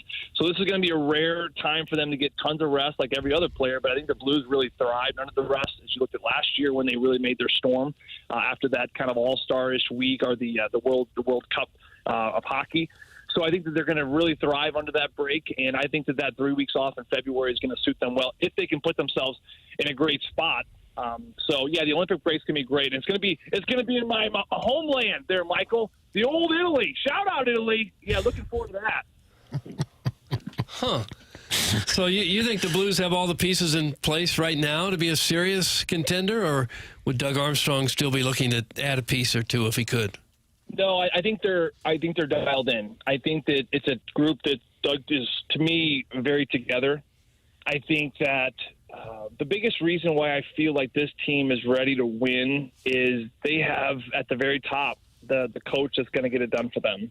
I watched Jim Montgomery come on the scenes last year, and I'll never forget his first game. We were in New York at the Madison Square Garden, and I remember at the time the Blues' backs were really against the wall. The game before, it was Pavel Buchnevich that made the comments about defense is great. Defense is great, but we need to score more goals. That's my Buchnevich. Not bad, yeah, pretty good. Not bad. Mm-hmm. But his point was, they were winning games 1-0, 2-1. They weren't scoring a lot, but they were certainly under Drew Bannister putting a lot of emphasis on defense. Well, Jim Montgomery comes on the scene, and he was in a tough spot because at the time the Rangers were flying. I mean, we were on this road trip. We had some tough games. We went to go play the Devils next. The Devils were like first in their division, I think, at the time. And we just went on an absolute run with Jim Montgomery. So right away, you felt something different. And, of course, he brought this team from basically the bottom back into the playoff picture. And then they were just, seconds away from making it to the second round. So, to me, this coach with this group of players, he's got them. He's figured out a way to find that balance. He holds them accountable, but he doesn't alienate them. That to me is the sweet spot for coaches. We're talking about pomegranates and sweet spots. I mean, for coaching, the sweet spot is you have to hold these players accountable. You can't let them run wild, if you will. But at the same time, you can't be a dictator and you can't alienate them when they do something wrong. So finding a coach with the communication skills where they can hold a player accountable but not alienate them at the same time, that to me is everything. And I think that you saw last year, that was the big difference. I mean, really, think about it, from when Drew Bannister left to when Jim Montgomery came aboard, outside of Cam Fowler, we didn't really add any other pieces. So the players were the players. It was, to me, the coach that figured out his group, that got that whole group to where they wanted to be, which is in the playoff picture, which, as you know, which was an incredible story last year. They ended up finding themselves in that picture in the very last game of the regular season. If a chicken were to be snatched during this interview, would we be able to hear the screeching? Oh, buddy. Doug, you would hear this thing. You'd be like, is there a tornado in Kirkwood? Is that the tornado one? Yeah. It was a loud squeal. I mean, it was like, oh, gosh. It was one of those. It was weird, and then the poor chick's like, but, there was just a young Polish chicken. They don't really have they're not really saying a lot right now. Mm-hmm. So we got to get those Polish chickens bigger where they can defend themselves. The other ones are pretty good size. We have these silkies. We have these silky chickens, which are like these little fluff balls. They're like, think like a big cotton ball with legs. It's like a big cotton ball with legs. They're really cute, but they don't get very big, and their eggs are kind of small. But they're cute, and they kind of walk around. They're kind of dumb birds too, and they have like hair in their eyes. They can't even see. They kind of like, you know what they remind you of? You ever watch that movie Moana? You watch that? Well, I don't believe I've seen it. No. But I can picture it now because I know what kind of chickens you're talking about. There's a chicken in that movie, Doug. His name's Hey Hey. Okay. It's like a dumb chicken. Yeah. And anyway, we have 5 bantams, and they kind of remind you of Hey Hey. They're not. The elevator doesn't go to the top, as they say, Doug. Well, they don't have real large brains. Very small. A chicken has a tiny little head. Very, very, very small brain. You know what I mean? So, and they don't have as much as they run into walls a lot. They're always running into stuff too, which is a shame because they don't have a hyoid bone. Like woodpeckers. Woodpeckers have this thing called a hyoid bone. Oh, do they? It's like basically it's like a cushion. You're probably thinking, why doesn't a woodpecker ever get concussions? Mm-hmm. Well, they have like this cushion between their brain and their skull that doesn't. It's hyoid, Hyoid, I believe. What? Yeah, I'm pretty sure that's how you spell it. So they don't get phased by the. We have a woodpecker in my neighbor's house. It's going after their metal. It's like a metal chimney. Boy, it wakes you up every morning. Oh yeah, it's like a jackhammer. Oh yeah, I love to take a shotgun to that woodpecker too. But again, you can't shoot Kirkwood, unfortunately. Yeah. Hey Joe, a 2-part question for you, real quick. First, who are 1 or 2 guys that, in your mind, need to emerge next year, either from a leadership standpoint or a higher level of play that will help the Blues get to that next level? And then, secondly, how many cups of coffee do you have between the time you wake up and, let's say, noon each day? Yeah, it's a great question, Michael. I'll hit the second one really quickly first. I'm actually only down to 2 cups in the morning, and my sleep has improved dramatically. I stopped drinking alcohol completely like 2 months ago, so that's also attaboy. Good for you. Welcome. Yeah, it's been great. It's been a complete game changer. So I think my energy I'm finding now is just that alcohol, boy. That alcohol, it's fun, but boy, it's bad news, boys. We all know. Anyway, so I found that out the hard way. So that's been good. So I've been having more energy by not drinking and stuff like that. So that's been helping me sleep. So I don't need as much coffee to kind of offset how miserable I'm feeling the next morning, which is good. So I'd say I'm down to about 2 cups. 2 cups is probably where it's at. Would have guessed the over, but that's okay. Yeah, no, two good cups is really where it's at right now. So I'm happy with that. And to answer your first question, I think that we saw players really step up last year. I mean, Robert Thomas, even though he dealt with a little bit of injury, I think Robert Thomas is destined for a 100-point season here in the next couple of years. You love where he's been at. I thought Jordan Kyrou took a massive step last year. I mean, his defensive game exploded. These are some of the players that I'm looking at from a year ago to where they were this past year. Those are the guys that had taken the step. Now, you're looking at some other players across this board of players that really could really help this team. I think one thing the Blues lacked last year, Michael, as I look at the season, they had enough from some top guys. I think they really kind of lacked a little bit of scoring from their bottom 6. You're looking at an Alexei Toropchenko that certainly finally got the monkey off the back, almost 80% of the way through the season, where before that, his year before that, he was in double digits in goals. I think his scoring fell off a little bit, last year. Can he come back? Can he have a bounce back? Can Bukestad from Utah come in, and can he establish himself? Here's another player that's played bottom 6 minutes that has gotten into double digits in scoring. I do think when you have more depth scoring, I think you're going to take a lot more pressure off of your top guys. I think that Robert Thomas and the Kyrous and the Neighbors, all those players to me are going to be there. But I do think the depth scoring is going to be, super, super important this year. Nathan Walker stepped up big last year as well. So I think the depth scoring is something that is going to be something to keep an eye on this year. And I look at players like Alexei Toropchenko for really stepping up and back into that spot where you can take a little bit more pressure off the top guys. Joey Vitale, every Friday, presented to you by J-Bone and the Schaefer Door Company. That's Jason Gasser and the Schaefer Door Company. Joey, best of luck with all the chickens. Have a great weekend. Stay cool. And for the love of God, keep those chickens under control. And beware the hawk. I'm going to try. The chickens are fine. It's the hawk I got to be able to maintain. Yeah, that's the hey, problem. you guys, Michael, thanks for pulling the weight for everybody there, and Chairman Kurt. I saw Kurt at the Tower Grove Farmers Market on Saturday. He tell you that? He said he saw you. I didn't. I didn't know we chopped it up a little bit. Oh, did you chop it? Okay. He didn't see me. I saw him. He was guzzling down this pineapple coconut drink, and they're like $9. Do yourselves a favor, Kurt. I got one, by the way. Oh my God! If you want to know what heaven tastes like in a jar, just go to the the Tower Grove Farmer Market on Saturday. There's this guy and his wife and their daughter. They make this like coconut pineapple drink. It is absolutely insane. I closed my eyes. I thought I was in Bora Bora for a minute. Best $9 I've ever spent, Joey. Really? Well, America's finest consumer, Joey Vitale. That's it. My man. Be good, Joe. Joe, thanks so much. All right, thank you, Joe. Thank you, Doug. See you guys. I said see you guys like I was Joey. Jeez. Joey Vitale, everybody. Schaefer Door Company. It's our I guy. think we're all a little wiser after that, I think. Wouldn't you like to have that kind of energy? Yeah. What about the level of knowledge? Yeah. I can't believe CBC has produced such a wealth of knowledge. Joey doesn't do something with 1 foot in the water. He dives in head first. Well, and let me say something about the hawk situation. Oh, There please. is a hawk that resides in a tree in the 17th hole at Glenecho, and I have seen this hawk attack Jakey Big Mistakey. No. Yes, I My saw guy. it with my own 2 eyes. So hawks are nothing to mess They're around bird with. prey. They're vicious. Yeah, predatory bird. I made a Joey Vitale bingo card for these calls, and I kind of switch him out week to week on different things I think he might say or do. And unfortunately, we were just one lyric from a one-hit wonder band away from a bingo today. Damn. Sidney Crosby's obviously the free space. He made an animal sound, which was an upset to me. I wasn't sure that was going to happen, but You're not considering Florence and the Machine a one-hit wonder band, are you? no. Okay.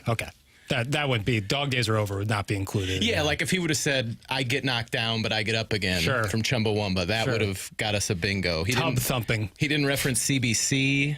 He didn't say the last name Kachuk. He didn't mention pouring concrete. But we had it. We started hot, but we didn't quite get there. Yeah, chicken talk is always going to be. What did Martin call it? Spitting chickens with Joey Vitale.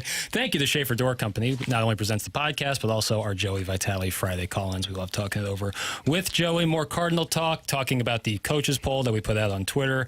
All of that coming up on the other side of the commercial break. You are listening to TMA on 101 ESPN.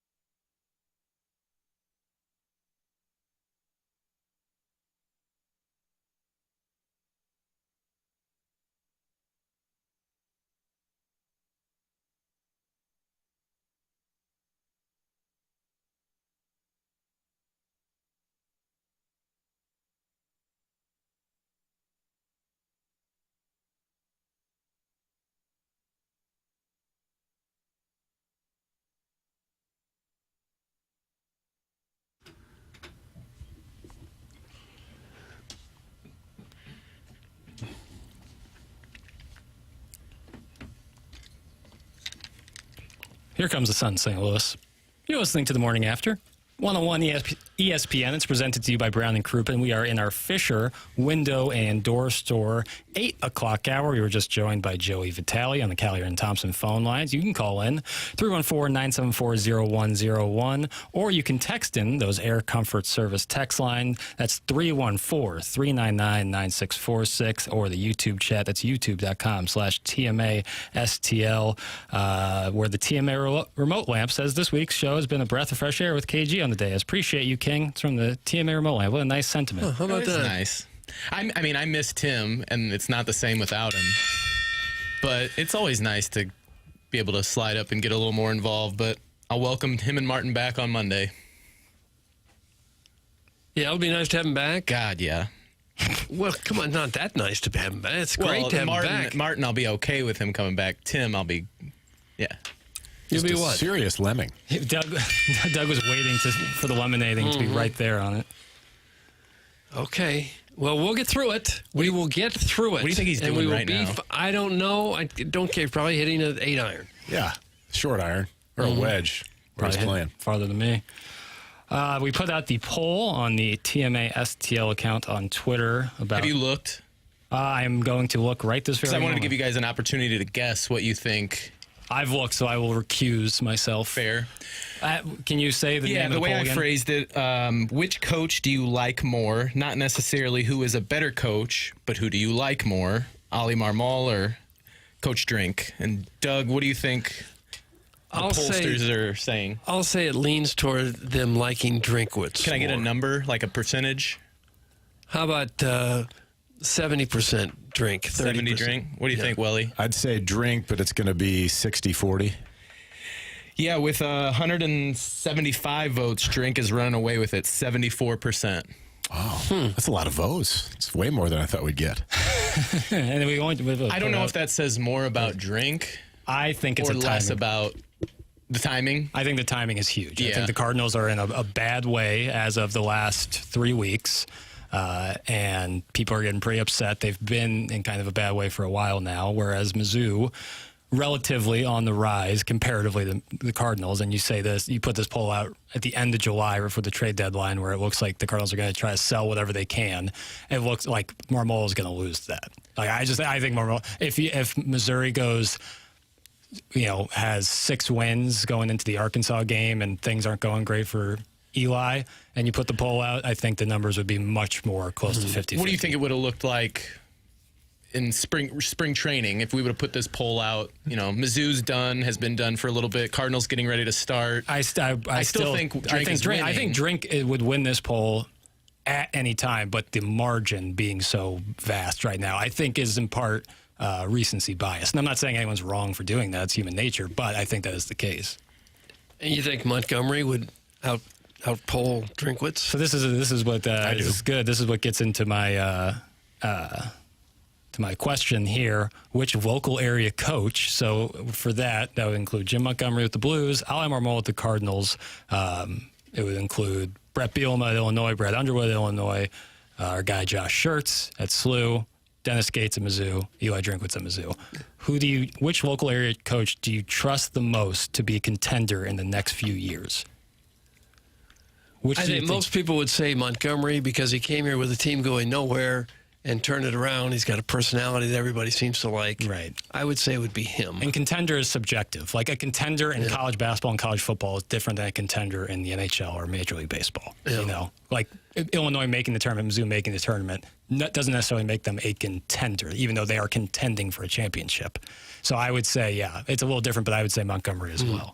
It's hard to be a popular baseball manager when your team is struggling. Right. Because every move you make seems to fall apart. Well, and you've said it whether it's before, his fault or baseball is not. one of those sports where everybody's kind of been involved. Yeah. Everybody feels like they could make a managerial decision, but not everybody can be an offensive or defensive mind on the football field. Right. If you play enough college football or Madden, you could really think I've been you getting can, into it hard. You can drop some plays. And then the other question I have was, which local area coach, the ones I just mentioned, do you relate to the most? Which one do you think, not to the masses, but you personally relate more to? I think for this one, you sit on this one a little. And granted, we know only what they show in the media in terms of like what these guys are from a relatability standpoint. got to say, for me, it's Montgomery, just because I had an opportunity when he was the coach at Michigan State. Went out with him one night at we were at McGurk's and down in Soulard, and he was just a regular cool dude. Yeah. So yeah. Just because I've had an opportunity to be around him a little bit, that's a good answer. An easy choice. Yeah. You try to drink with all the coaches at some point? I think at this point I was still drinking, and I was with some friends. One of my buddies who used to run the Cardinals clubhouse, who was friends with Monty. And he was just a regular guy. I don't know. I think you find that a lot with the hockey guys, right? They're just a little bit more down to earth. Mm-hmm. But he was awesome. Just really, really normal and fun to be around. And funny. Is he? Yeah, he was funny. Mm-hmm. Well, I don't know that I relate to any of them on a personal level like that. I don't know that I have a good answer for this. Okay. I guess I would relate the most with Marmol, just because I'm more of a baseball. Well, you're a great baseball man. I'm a good baseball man. Yeah. Just because I kind of understand. I think I understand what he's going through. Right. He's in a very tough spot. Yeah, he is. Yeah. And doing the best he can with a roster that's not particularly loaded. Right. With a fan base that expects. What do you mean? Well, just you don't think it's loaded? Kind of look at it. And a fan base expects him to be a contender, the team to be a contender.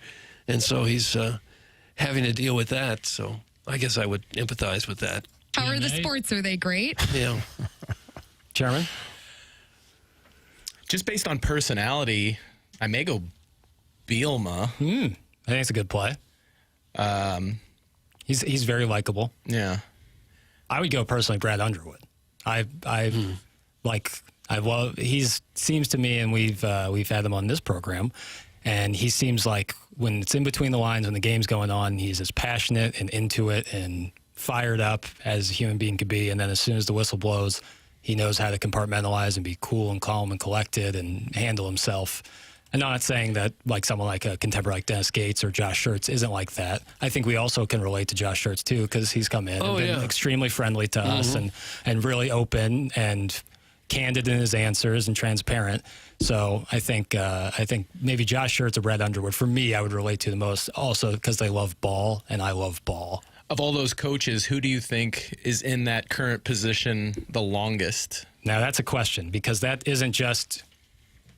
It's not, you could leave. Yes, you could leave. You succeeded. Right. I'd say Drinkwitz, he's already guaranteed to be there through 29 if he wants to be.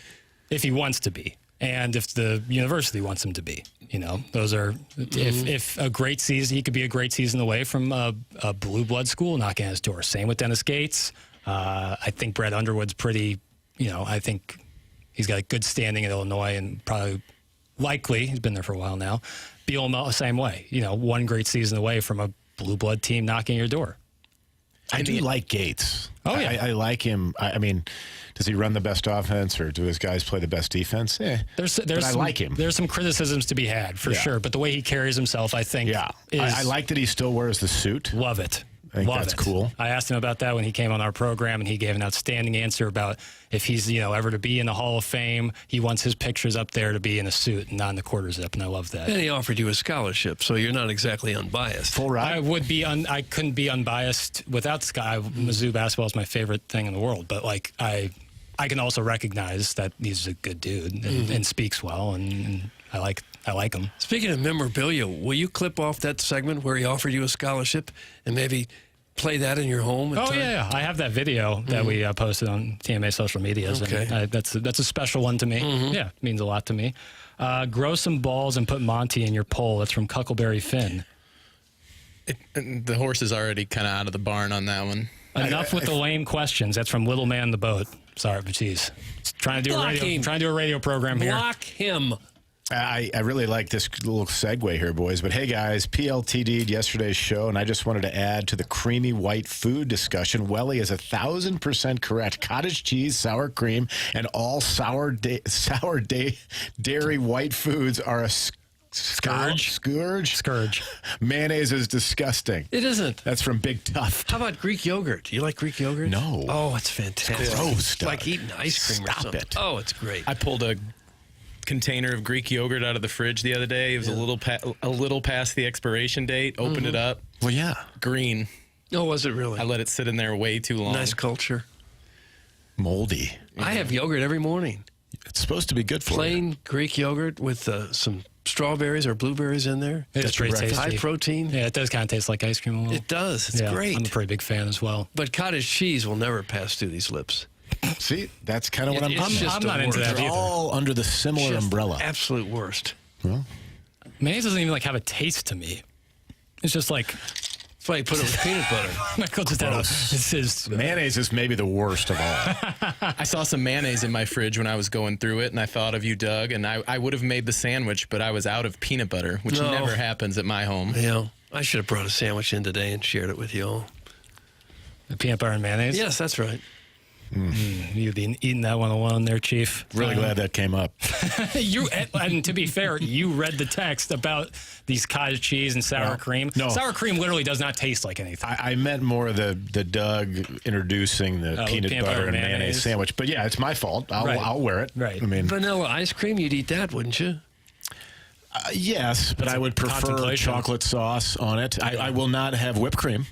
Really? No, it's that slimy, mayonnaise-y kind of consistency that really, yeah. I mean, it's not even so much the taste, it's the slippery sliminess of it. What are your views on tartar sauce, guy? Oh, no. Tartar sauce is great. disgusting. A little fried scrim.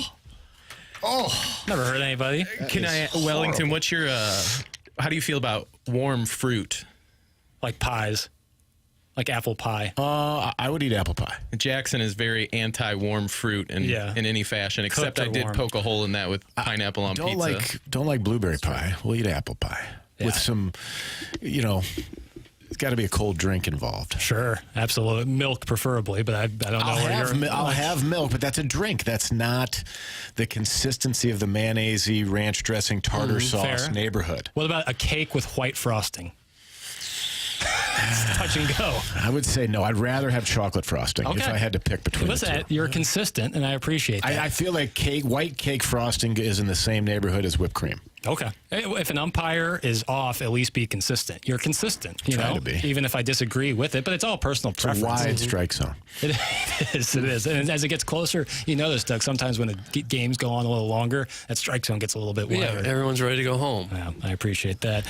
We are not ready to go home. We got more brilliant radio coming right to your ear holes. And coming up on the other side of the break, we have some audio from Foul Territory talking about Nolan Arenado. Could he be on the move? Who would be the suitor? We have that for you. On the other side of commercial break, we're in our Fisher Window and Door Store 8 o'clock hour. This is TMA, and it's presented to you by Brown and Crouppen.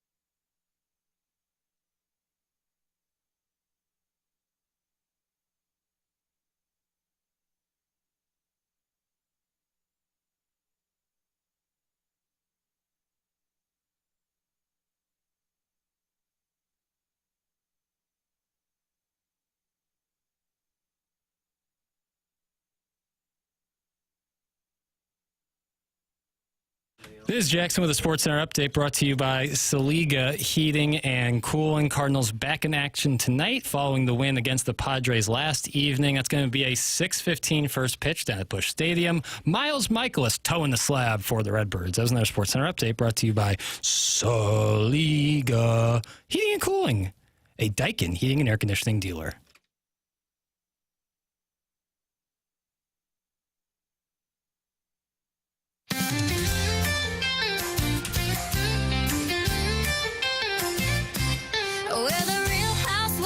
TMA, come give us a chance, we'll make your day. Our shenanigans will never leave you bored. Did you just say that? Good Lord! So grab your bonbons and pour your wine. It's our turn to shine. We're the Real Housewives of TMA. Yes, we're the Real Housewives of TMA. Undeniable theme song right there, Michael. Mm-hmm. Still in pre-production. Yes. Pre-production. We Certainly haven't yet started pre-revenue. any sort of production. Yeah, right. But working on it. Yeah, oh gosh, yeah. Yeah, Real Housewives of TMA. Welcome back. Morning After. 101 ESPN, Fisher Window and Door Store, 8 o'clock hour here on TMA, presented to you by Brown and Crouppen. Michael Wellington filling in for the vacationing Martin Kilcoyne, who will be back with us on Monday. Doug Vaughn, Chairman Kurt, and Tim Spot, who will also be back on Monday. He's vacationing today. And I'm Action Jackson. And we're just bringing the heat to you. We talked about our poll in the last segment of which coach do you like more? Kind of simple terms there, but Eli Drinkwitz ran away with that poll. He, of course, extended through the 2029 season in a move that our friend Gabe DeArmond of PowerMizzou.com said a necessary move. Something that kind of had to be done.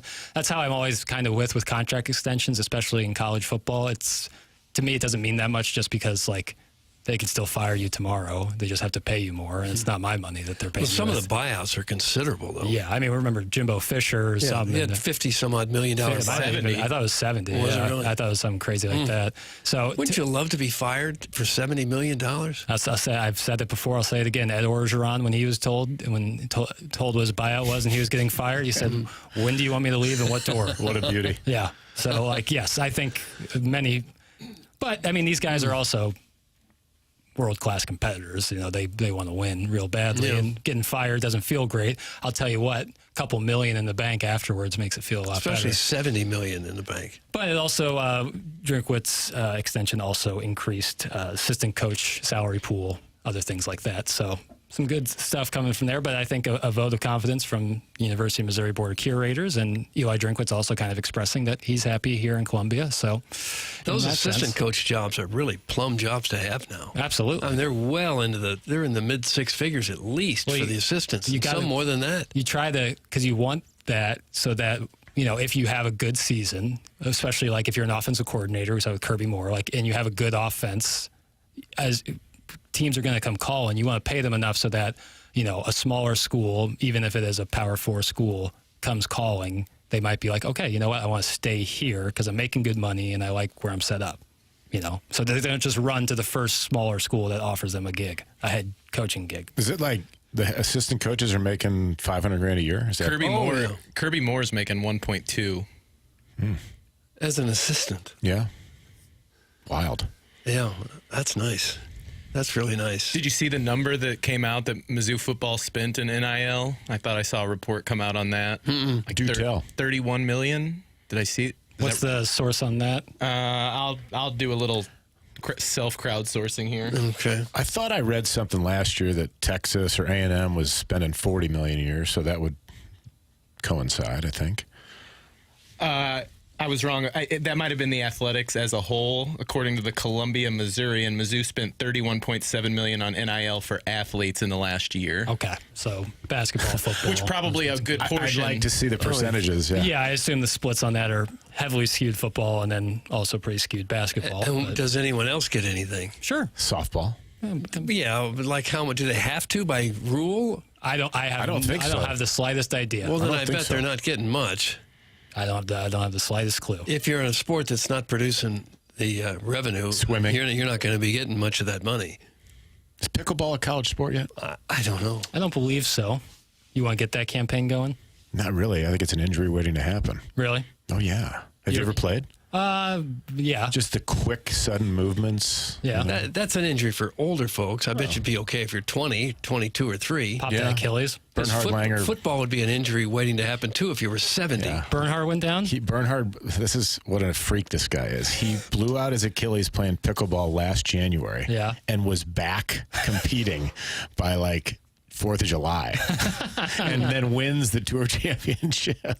Oh, my God. Now, he probably was going to Germany and receiving some sort of extra treatment, but I do think pickleball is dangerous, even though it's very hot right now. Ben and Wildwood says, hot take, NIL ruined college sports. Ben and Wildwood. Well, because the money's over the table now instead of under the table. Right. It changed it. I don't know probably if it's more. ruined it. I think you could... Based on the crowds you're getting, the TV sure. ratings, it hadn't ruined it. It's changed it. I think that you could certainly, and you can criticize whatever you want, this is America, baby, but I think that you can criticize the way it's kind of done, where it's the wild, wild west, and there's lack of transparency and massive differences across what state you're in terms of NIL rules, and it's all like, I don't know what's going on. Recruiting seems odd. You can make criticism of how they've gone about it, but the idea of college athletes getting paid when, you know, they're a huge reason why this is like $1 billion industry, college athletics. I don't think that you shouldn't criticize that. You can criticize the way they've gone about it. That's always kind of been my stance with it. I wonder, do you remember when Luther Burden was doing the ads for He had potato chips. He was on Red Hot Riplets. That's it, Red Hot Riplets. So I wonder, does the school give him less money because he's getting more money from something like that? I would be surprised if that You was know the what I mean? case. I would be surprised. Yeah, I just don't know how it works. And that's what I think is a criticism, is people just don't know exactly how it works. There's a lack of transparency. Different states have different rules on what you can do with NIL, and that helps Missouri. Missouri has some very helpful NIL laws in terms of what you can do with your NIL and branding and that sort of thing. And if you're an in-state student, what that can mean if you commit early to Mizzou, and you can start getting paid earlier. So there's certainly some better things there. So criticizing that, totally on board with. But, I mean, you telling me that like a guy like when Johnny Manziel was in his prime didn't deserve to be getting a piece of that pie? Like, it's crazy. He would have made so much more than he was making under the table. And there's so many athletes like that who are kind of like, and there's been some who have like kind of retroactively, you know, tried to get some litigation going because they're like, I deserve to be paid for this, man. Like, and so I think that is what would the Fab Five have made? Right. You know, you could go through history for so many guys who were unfortunate. Now, a lot of them would go on to pros, but plenty of them didn't, and certainly would have liked to have a little nest egg to start, you know. So I think criticizing NIL practices is fair, but the NIL itself, I think, is overall a good thing. This might be a dumb question. Do some of these high-profile college football, basketball players, do they have agents at this point? Like, is Luther Burden have an agent that helps him get that Red Hot Riplets deal? Or are they doing this independent of... I bet they can. I know that pitchers in college baseball, before they turn pro and they're on the college teams, they have advisors, right? Yeah. And I know Scott Boras and his company would act as those advisors. So technically, I don't know if it's labeled as an agent, but I think there's a representative. I don't think, You would probably want one, and it seems fair. If you're 19 or 20 years old, at least your parents ought to be there to be able to help you through major dollars are being... hands are being big transactions. You have probably legal and an agent of some sort, or representative. I think Michael's right. It might be a semantics thing where it's not technically an agent, but it might be. I don't know. This is aggressive crowdsourcing. Parents could cause serious issues too, right? The parents think that they deserve more. The kid deserves more, and it's a big argument. I mean, that to me would be the hairiest situation. It's better than nothing, but that's a tall task for even a parent to get involved with that kind of thing, with that kind of money on the line. So, yes, they have agents. That's from M-Town. Drink said that he talked to Sam Horn, his agent, after he was drafted by the Dodgers. So I assume a lot of these athletes with high-end potential futures in their sports do have agents. I believe that is the case. But is he an agent for baseball, or is he an agent for NIL football? I have probably both. I do not know that answer, but I think it's a fair question. There could be some changes coming. You see, just yesterday, Donald Trump directed members of his cabinet to develop a plan in the next 30 days aimed at preserving college sports opportunities and preventing college athletes from becoming professionals. The order sets out specific guidelines for preserving scholarships based on athletic department's annual revenue. Amateur status has been exploded. Yeah. It's over. Yeah. It doesn't exist anymore. I think they're just going to try to get some kind of rules and framework so people kind of know what they can and can't do. And amateur status, but also, it's the idea of like having amateur status on something where people are making billions of dollars is like, it's like that doesn't mesh, Well, like, here's my thing. When you talk about golf, right? You got these kids, these college kids, high school kids, even that are playing in the U.S. Amateur and the U.S. Junior, yet they're making X amount of dollars at the University of Texas or whatever school they go to. They're playing in amateur events, yet they're being paid like professionals. How does that coincide? Right. To me, that's just ruining the amateur status altogether. Now, that's how it is these days, so there's nothing you can do about it. But I think it's it's opposite. No, I don't disagree, but also it's like, and golf is a different element, but like, if this is obviously a money-making scenario, if there's a lot of money being made and the people who are the reason why there's money being made get none of it, it does seem like that's wrong in my opinion. I wonder if we'll ever get to the point where there just won't be any amateur sports anymore. Right. I mean, what's the plus side in being an amateur? I know they have certain tournaments you can play in and win. Golf, it's different, right? Because a little bit, but at the end of the day, like the money, you're still getting paid to wear. As an amateur, nowadays you can get paid to wear something on your shirt or something on your hat in golf, and I think that's going on. I know that there's transfers in college baseball. Guys are getting lured away from schools and getting six-figure deals to play amateur college baseball. So where do you draw the line for amateur and professional? I mean, money is money. And as soon as you take money, in my mind, you're a pro. Yeah, I just don't know why anyone would ever care to be an amateur. Exactly. What's the plus side there? It's erasing amateur sports, really. Mm-hmm. And I don't know how it works for the Olympics, because they always claim that. Remember when the Dream Team came along? Yeah. It's the first pros that. So they gave up on that, didn't they? Yeah. Yeah. So why anyone would? I know there are certain tournaments where you have to be an amateur, and people take pride in that. I was the amateur champion. That's a big deal for golf for sure. But I don't know why in any other sport you would care to be an amateur. Well, to me, it's really funny because if you know anything about the USGA, one of the big issues with the U.S. Open, U.S. Senior Open, is that the USGA is a bunch of amateurs, yet they're governing the professionals. Mm-hmm. Okay? So why is it that a group of amateurs is allowed to be in charge of all these events where professionals are the majority of the contestants? It just, doesn't make a lot of sense. But I don't think the USGA likes the fact that now these college athletes that are going to be playing the U.S. Amateur, and they're getting paid, I mean, in some cases, really big dollars. Sure. And then some of those kids, that's a big advantage because now they can afford to travel and pay for hotel rooms and pay for entry fees and food on the road, whereas some of the kids who may not be, they're quote-unquote amateurs, they don't get this money, so it's harder for them to travel. Yeah, it's wild out there, Doug. Mm-hmm. What are we going to do? Well, I don't know.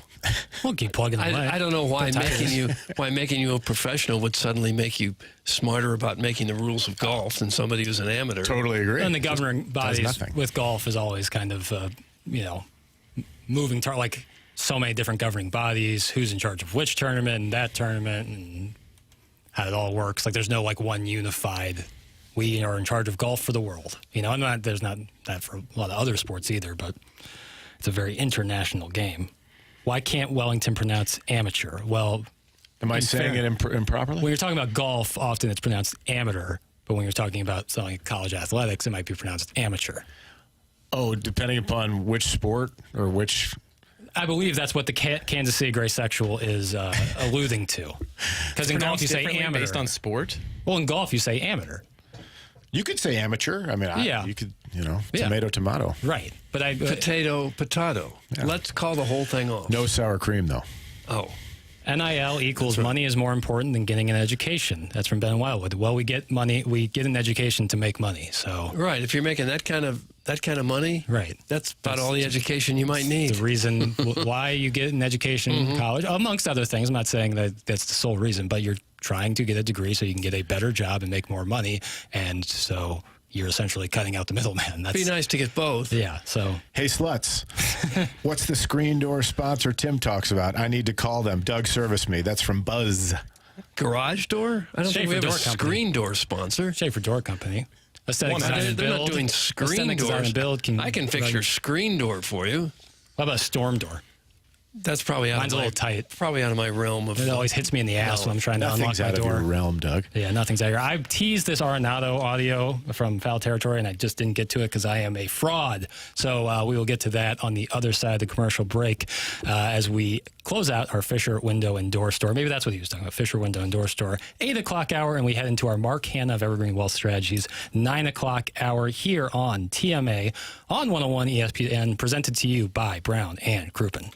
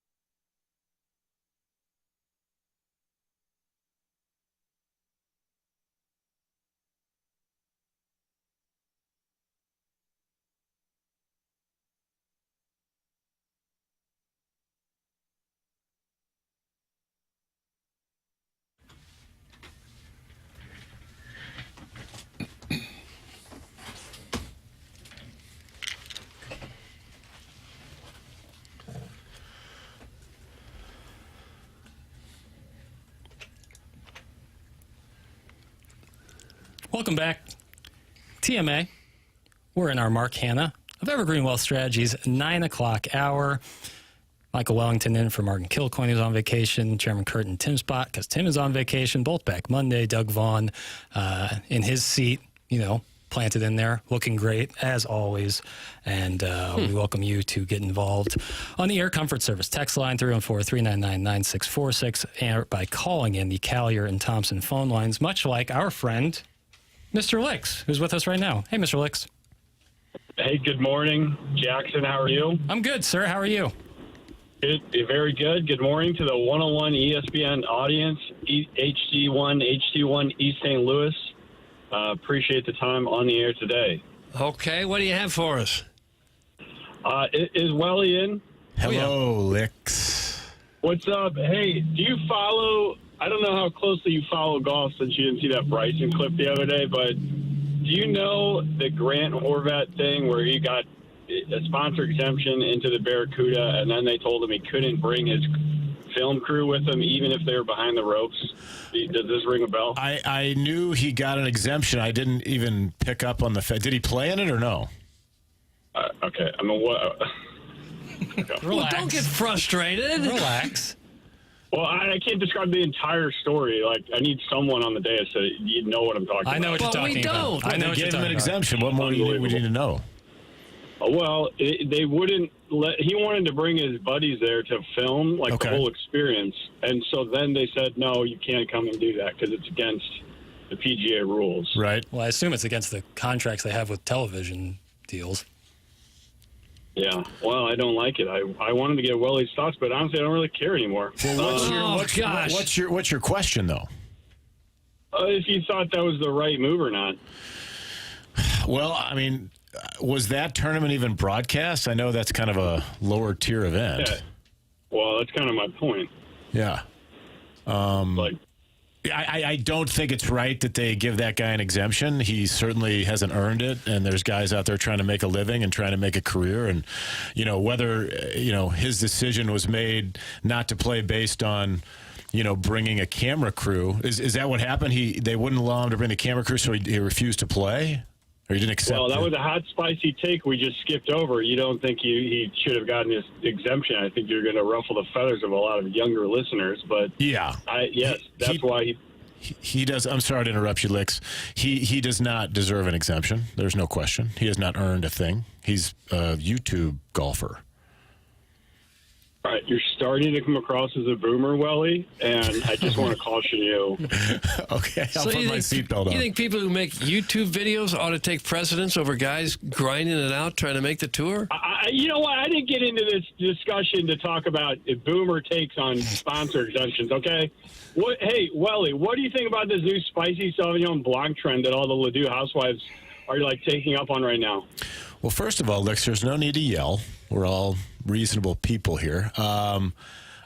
This is the second time I've heard of this, what you just mentioned, and I'm all for it. Okay, yeah. Let me put little jalapeno slices. Oh, whoa, who's in the car? Those are drops. I only have. It was a drop. Oh, okay. I had two more things. One, I have a bone to pick with someone on the fan page, but I'm going to wait until Tim's back in because I kind of need his assistance to get me through it. Okay. Can we get a little preview? That. Yeah, it's about the Fan Pid Club Championship, and I protest the results. Is that still a thing? They still play it every year. Scumbags on the fan page. Hey, last take. You know those charity auctions they do in games? Like a 50-50? No, like when they say, hey, if the Cardinals score 6 runs, we'll write a $10,000 check to, the Mercy Hospital or whatever. I haven't heard of that one, no. Yeah, they'll say, hey, for every double someone gets in the 6th inning, we'll write a check for X, Y, and Z. Okay, so? I mean, there's been 1,000 games played over the last 10 years, and you've never heard of that? Is this almost over? I don't know the one you're talking about. No. Do you have a point to make about it? No, Mr. 10,000 scolded me for this take yesterday, so I'm not going to give it. This is over. I'm done. Well, thankfully. Okay. Pot him down. Bye, Licks. Pot him down. That was more confusing than the Joey interview. I expect a little bit more out of Licks. Didn't bring it. Strong. This guy is douche-tastic. That's from the 618. Wow. That's new. Douche-tastic. Well, he has narrow little focus on stories, and it is frustrated that we don't know exactly what he's talking about. Hey, Licks, find a wood chipper. Turn it on a jump in. Your stick wore out a long time ago. That's from the Veiled Prophet. Now, just to be fair, we did get a text from, it's either Mud Fingies or Sharon and Festus that says Licks is the best caller. I love Mr. Licks. I want that on the record. Well, I'm disappointed that, number one, he was yelling. You're right. Number two, he didn't really let us get into the discussion about the YouTube golfer. He just wanted to know my take, and he got my take, and he didn't like it, so he started screaming. Right. I mean, can we mature it? This gets back to everybody wants everything customized just for them. You know what? Michael Wellington gave you a take. You didn't like it. That's your problem, not his. Right here, Welly. Give me some love. Yeah, right there. I don't know. I wanted to have a conversation, but he just fumbled it away. He wasn't having it. This guy's supposed to be one of the best callers. Psh, the only exemption you need is to ignore the label and chug some bleach. That's from Little Beer Cats. And then some other texts that come in with words I can't say. Can't read some of those. I mean, just really. I mean, I just can't read them. So the call did not go over well with the public at large. I would say that the text line is split like the Eli Drinkwitz, Ali Marmol poll, probably 75-25 in favor of Coach Drink. Standing on business, Josh. Okay. It's a nice shirt you're wearing, Doug. Would you agree, Chairman? It's a Masters. Spectacular. Yeah. Where'd you get that? Nice. Augusta National. You didn't go. No. You only get that My one brother-in-law one place. got it. Bought it for You ever him. put yourself in the lottery for tickets? I have not, no.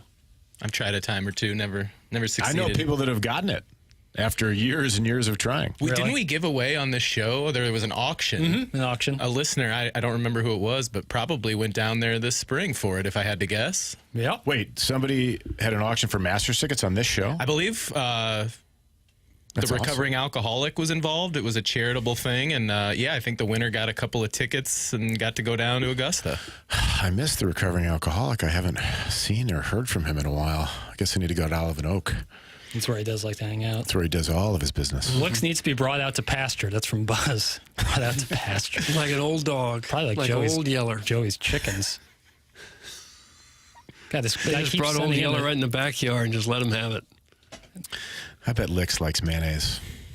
You know what? I like mayonnaise. I'm going to stand up for mayonnaise. I know. I'm standing up for mayonnaise. I'm a big fan. I'm just disappointed he ran off. It was almost like he was nervous. Yeah. He just ran off. Yeah. Didn't you hear he was I think yelling? he was thrown by the fact that you kind of you didn't take his take or his question. Who would think it's okay for a YouTube golfer to get an exemption to a PGA Tour event? That's not right. Can I play devil's advocate? Sure. I'll play devil's advocate briefly here because, like Doug said, this is kind of a narrow topic. But I will that the kids love YouTube golf. Okay. It is huge. Grant Horvat's one of the biggest creators in that space that's doing a lot. I would say it's a symbiotic relationship with the tour because they have tour guys on their channel and play with them 18 holes. You learn so much more about these guys than you ever would watching any tournament. Right. It brings a lot of eyeballs to the game. And I would say that if he were to play in something like the Barracuda, a smaller event, it would bring eyeballs to a tournament that usually would never get eyeballs to it. Okay. I can't argue with that, but let me throw this idea at you. Okay. What if you are a PGA Tour player and you happen to be the first alternate for that event and you don't get in because he gets to play? And I would absolutely understand that player being extremely upset, and I get that point. I was simply playing devil's advocate. I'm kind of don't care on either side. He did, if memory serves, he did play in the Korn Ferry Pro-Am in South Carolina earlier in the year. Yeah. So, but I don't think he played in the competition. I think he just played as an amateur or as the celebrity. Right. And there's been other creators to play, like Wesley Bryan. Now, granted, he's a kind of a PGA player first, then YouTube golfer second. But I think you can't just be a creator and expect to have a spot in American professional sports. No, I don't think expect is the wrong. I wouldn't say they expect, but when this was offered, to me it like made sense because I think it's if their plan is to make money, you know, like the guys like does the tour make money off of that? It would bring more eyeballs. Okay, but Yeah, I just don't know how that makes. I mean, I wouldn't say revenue. directly. It wouldn't directly make it, but more eyeballs means higher viewership. But you'd get more eyeballs if you had scantily clad women playing too. Now we're talking going to do about- that. That's not enough that's to a just to false say that's a apples to oranges comparison. He's a golfer. I don't think that is. If just, He's a scratch just golfer. because you might do something that a bunch of kids are going to want to watch and bring more eyeballs, I don't think that makes you qualified to do. But he's not SpongeBob SquarePants. He's a real golfer. He's like a scratch golfer. But if it was- in the golf yeah. space. But it's like having Bill Murray out there. You'd have to be good enough to actually play and earn it to have any kind of right to be in the tournament. I'm saying if he played in it, he would not come in dead last. I don't think he would come in. I think he probably would. I don't think. I don't think. And don't get me wrong, a scratch golfer's a great player, but these He might be a guys are plus, I all don't know. really like +7 or +8 if you want to go into the handicap discussion. But the other thing, that just goes back to the tour doesn't really care about anybody except for the top 30 players in the world. And, that's just how it is. I've watched it for years. I don't. I think you irritate quite a few players if you let a guy like that in your event. Now, 100%. he didn't take the exemption, right? No, because of the camera. He wanted thing? to be able to bring his crew out, and to that I would agree with you, Michael. It's crazy to think that these networks who are paying so much money, who want exclusive television rights to this tournament, would be like, nah, we'll let it slide so that you can bring like your YouTube cameras out there. I think that's crazy. I think it's crazy to expect the tour to even ponder, to me, because why would you put those dollars in jeopardy for, like you said, a YouTube creator? But I do think it makes sense to, I get why they would offer him an exemption. I guess.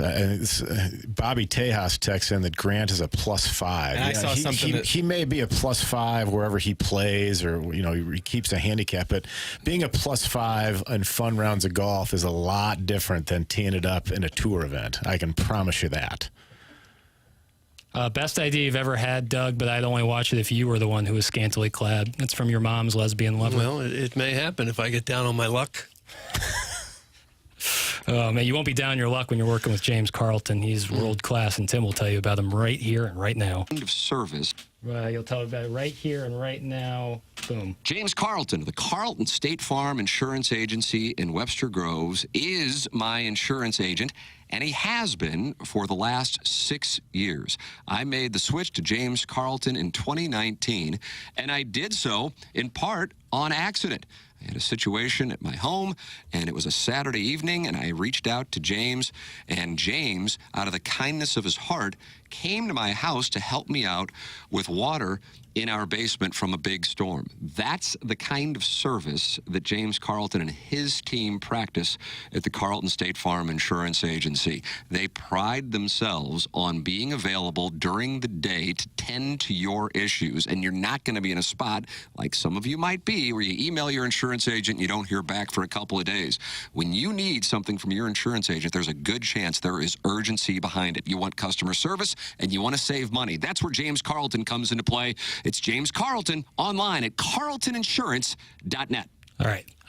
No matter what, I don't care if Lix is calling in. I don't care who's calling in. Next segment, we're going to play this Arenado audio from Foul Territory. If nothing else, so that I don't not circle back on the tees.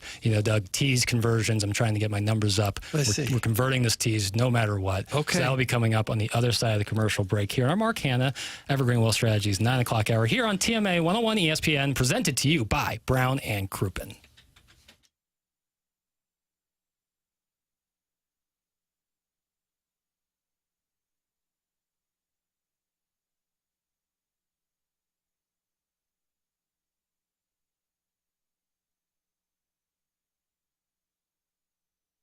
Going to Florida sounds like a good idea almost year-round, and you can do it at Mid-America St. Louis Airport. Great little secret that's no longer a secret. It was for a while, the airport in Muscuda, Illinois.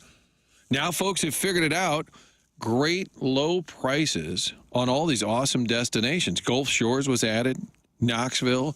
You go to Hilton Head, Las Vegas, Fort Myers, Fort Lauderdale, 7 different Florida locations, all available, one website, flymidamerica.com. You get the convenience of Mid-America St. Louis Airport, which means no hassle. You just can't do that anymore with airline travel. There's just a lot of hassles.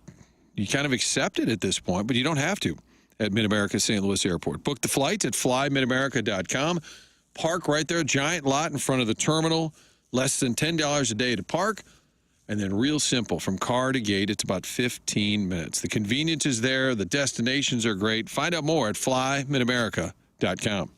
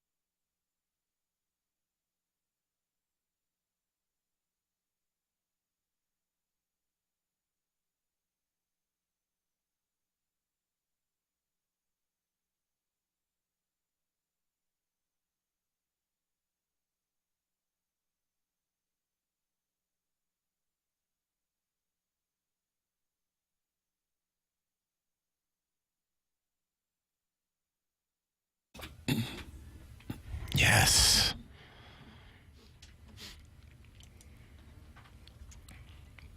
Well, you tell the listeners what they're listening to. This is the Hulk Hogan, I guess, theme song, wouldn't you say, or walk-up song? It's listed here walkout song on Apple Music as Hulk Hogan's WWE theme. This is a great version. This is a little different than the one I'm used to, but R.I.P. the Hulkster. He was so dynamic. Yeah, more than anybody else, he's probably the guy most responsible for turning wrestling into this enormous enterprise that it is today. I just loved him as Thunder Lips in Rocky III. Oh, yeah. Who is the Mount Rushmore of pro wrestlers? He's certainly on there. Oh, numero uno. Yeah. Andre the Giant, would he be on there? I don't think so. Why not? He's in the discussion. You can put him in the discussion. I don't think he makes it. What about the Ultimate Warrior? I don't think he makes it. No? No. Okay, then who makes it? I think you got to go. I think you got to look at the Attitude Era as when wrestling really started booming. Ric Flair has to be in there. No, I disagree. He's not a Mount the Nature Rushmore. Boy is involved. I think you got to go Hulk Hogan, Stone Cold Steve Austin. Not a bad pick. I don't particularly love John Cena, but I think He's John popular. Cena has to be on the list. Mm-hmm. The Rock was not around as long as people might think he was. I don't know that he makes it, but he had quite the influence on it. How do you not put the Nature Boy in there? He's got to be. He absolutely has Just to from be. he's so recognizable, Yeah. and the Now, comments. are you looking at the impact they had on wrestling, or maybe like Just for the their societal stardom? impact and how they grew, like in the look at this, Jackson, cultural zeitgeist? Stop saying that. What was that again? I don't know. The cultural zeitgeist. I didn't like it. Okay.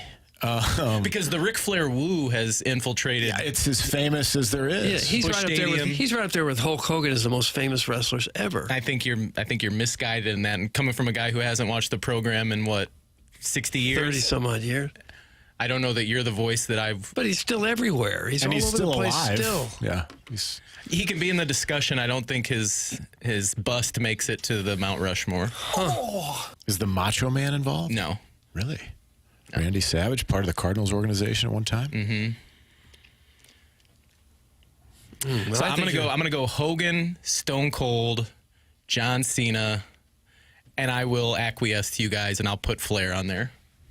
Thank you. I don't think that's much of an acquiescence. Well, speak for yourself.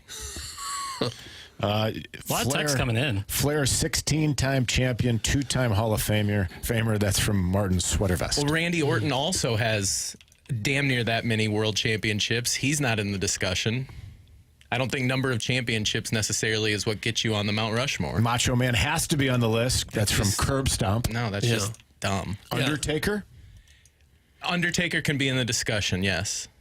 It can't be the number of championships because that's just the writers deciding who's going to win what to try to sell the next big show. It's got to be your impact and how famous you became and how many people know you. And for that, Ric Flair and Hulk Hogan have to be the first two on there. Okay. What about the Junkyard Dog? I don't think he's that big. George the Animal Steel? No, he was good. That's about the last time I was a regular viewer when he would be eating turnbuckles. What about Ravishing Rick Rude? Okay, a little outside the box here. He wrestled quite a bit. You don't think of him as a wrestler first, but his impact on everything, Vince McMahon. Yeah, but he's not a wrestler. He was a little bit. Right? He had himself some matches. But, yeah, not what you think of as a regular. Again, I'm enjoying the Well, thank you, Base Burglar. A lot of text coming in on, man. A lot of text. People are upset that Ric Flair wouldn't be mentioned.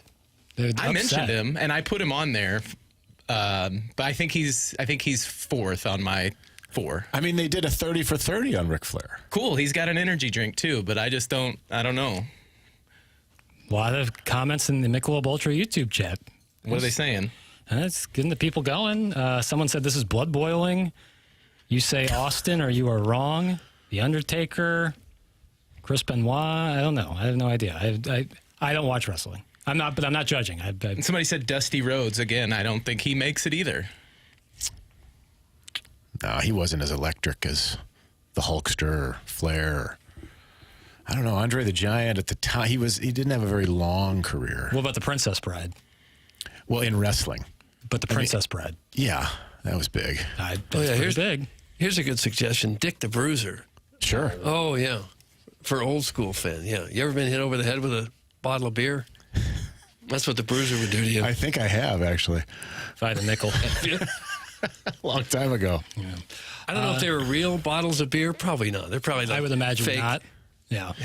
Hogan, Cena, Stone Cold, and Flair is the only correct response. That's from the Caddyshack hack. See, that was what I landed on, and I'm hesitant on Flair, but the other three I'm all in on. I'm all in on Design Air Heating and Cooling when it's this hot out, and I think you should be as well. And Tim is right here, right now, here to tell you about Design Air Heating and Cooling. Design Air Heating and Cooling is the sponsor of our email of the day on TMA, and they are also the longest-running sponsor on the Morning After. Martin is a client, Doug is a client, and I am a client. And we are clients because we know that when we have any issues with our heating and cooling system, we can count on Design Air Heating and Cooling. All you have to do is go to designairservice.com. They pride themselves on two main things. They are going to get to you fast, and they are going to fix it with no upselling. And that gives you peace of mind as a customer. Sure, you want it fixed, but inside of your home, you don't want to be sold on some kind of deal you don't need. Well, you can count on Design Air Heating and Cooling. Online at designairservice.com, the longest running sponsor on TMA. Martin's a client, Doug's a client, I'm a client. It's Design Air Heating and Cooling. Online at designairservice.com. Design Air Heating and Cooling. You can send in your favorite wrestlers or your takes on the Mount Rushmore. That's going to be 314-399-9646, the Air Comfort Service text line, Michelob Ultra YouTube chat, youtube.com/TMASTL. Call in the Callier and Thompson phone lines, 314-974-0101. All right, I promised I would play this audio from Foul Territory. Eric Kratz talking about Nolan Arenado and his possibility of being traded and who that team would be. Defense. You talk about Arenado's defense. Do you want, because his offense is going to be a crapshoot. He started out April and part of May, he was killing it. Now he's kind of fallen back to rate just below average OPS plus for the season. Are you going to say, we'll take all of Arenado and the fact that the Cardinals were going to buy down a lot of his contract to get a prospect and take his defense and install it at third on a team that doesn't have very much defense? Yankees. Or are you going to go Ke'Bryan Hayes where the offensive ceiling is capped and you know it's not going to be there? So to me, their defense, I still think Arenado is better. So after all these teams miss out on Eugenio Suarez, miss out on Ryan McMahon, or he's not available, they're going to get a lot of chatter from Nolan Arenado. And I think Nolan Arenado will have extreme success if he goes to the Yankees, because he's been in two organizations that are behind analytically in the Rockies and the Cardinals. And then once he goes to the Yankees, because some of his teammates have gone there and known what the Yankees know and how to help fix those things, to me, Arenado gets the most play out of all of these guys, and I think he might be a dark horse. There you go. Something we've long thought about, that he would make sense there. But when he says the Cardinals are behind analytically, that part took me a little bit. Well, what does he mean by that exactly? Like they don't know what they're doing when it comes to evaluating analytics? I think maybe evaluating young talent. And I think the void, especially in the pitching department, of young talent would lead to that. But I wouldn't describe that as like an analytical issue. I describe that as a player development issue. I'm not sure exactly what he means when it comes to analytics. I think the Cardinals use analytics a lot, much like any baseball team. No, I'm sure they do, yeah. But it just still would strike me as odd. If the Cardinals aren't eating most of the contract with Arenado, that he would be moved to somebody who's trying to contend. Not because he's not obviously great third baseman. He's one of the best defensive to ever do it. But his bat is just so inconsistent right now. But maybe a change of scenery would change that. I think it would. A guy that's that good. He gets a little bit of a fresh start. I think, as Doug said a couple of days ago, the Dodgers are a perfect candidate. They can handle the contract. A guy like that gets a new lease on life, if you will. Yeah, he's that good, and right now he's just kind of stagnant. Yeah, and sometimes it is just a change of scenery. It happens with pitchers all the time. Yeah, pitching for sure. It's kind of stunning how he went from one of the premier hitters in the game just as recently as like 2023 when he had He's, what, third in MVP in 22? Yeah, he had 26 homers and 93 RBIs. The year before that, he drove in 103 with the Cardinals. Yeah, then 105 before that. And just the drop-off has really been quick. Yeah, the year goalie won MVP, I think he finished third or fourth. Third, so, yeah. Yeah, third. So, yeah, I mean, it's been a substantial drop-off. Unless he's really hurt and he's keeping it quiet. And now we'd be going on a couple years of that. Just based on, because it's not like, there's sometimes, obviously, with baseball, you're talking about analytics, where it's like you're just ripping the ball and you're hitting it to people and you're making hard outs. But the numbers, the sabermetrics, the StatCast numbers that go along with it are also pretty down. Bat speed, barrel rate, all those things. So if the Cardinals have to eat most of that contract, then I would see it. But like the Yankees taking on the contract and then trading for Arenado, maybe that would be it. Just as we talked about earlier this week, I think. Just some team taking his money and him off the table. But I think the Cardinals, in order to save some face, they would want something in return. Even if it's a kind of a wink, we'll take this minor leaguer and dress him up as a real hot prospect. Hey, here's what you get, $30 million. You can't just say, here's Arenado for nothing. $30 million off the books if they're taking that contract. It might make sense, but have you ever heard of that happening where some team said, here, have this player? I think the other teams would say, wait a minute, what's that all about? Didn't the Rockies do that with us, with him?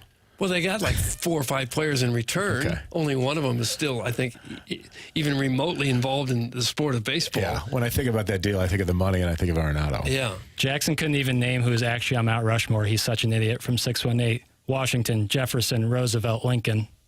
Make your apology as loud as your disrespect. Oh.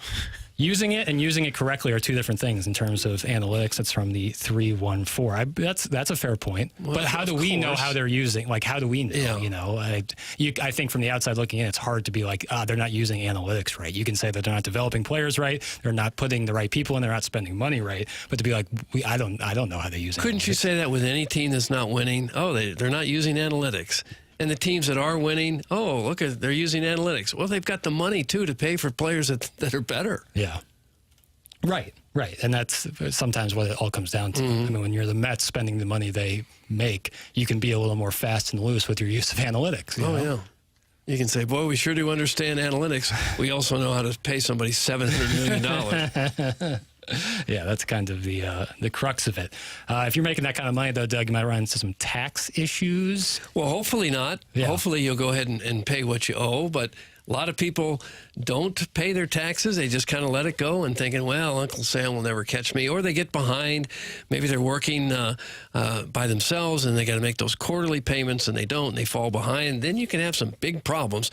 That's where Mark Milton can step in and help you take on the godforsaken tax man. If you got unfiled tax returns, tax liens, bank levies, wage garnishments keeping you up at night, or you could be facing some kind of IRS criminal investigation, which can be really nasty stuff, you need to contact STL Tax Lawyer Mark Milton at stltaxlawyer.com. Mark Milton at stltaxlawyer.com provide a local and holistic approach to tax resolution. You're wondering about his background? Well, Mark Milton started his legal career with the Department of Justice Tax Division in Washington, D.C., where he represented the IRS in tax cases throughout the country. And while he was there, he received the DOJ's Outstanding Trial Attorney Award. Mark now helps individuals and small businesses right here in St. Louis solve their tax problems. So if you got any kind of IRS issue, contact Mark Milton at stltaxlawyer.com today, and you'll be saying, I'm not guilty. I'm with Milty. Remember, the choice of a lawyer is an important decision and should not be based solely on advertisements. Someone texting in on the Air Comfort Service text line, didn't Miami give away Giancarlo Stanton? Also, Miami might have won that trade. It's from Hunchback of Vaughn Castle, and I did look it up. They sent the Yankees sent Starlin Castro and 2 prospects to the Marlins for the Yankees, but they did take on his contract when he did make the move to New York. I think the commissioner might even step in if you just hand a player to another team. But doesn't it make sense? Like, to take the money off the books and you can spend it on another player? Well, yeah, for practical reasons it does. But just for the look balance, of it, just for the look and feel, it feels kind of sleazy, or there's something under the tables going on when you just hand a player to another team for nothing. Didn't the Rockies all but do that when they traded Arenado originally? No, they sent the Cardinals sent him like 4 players.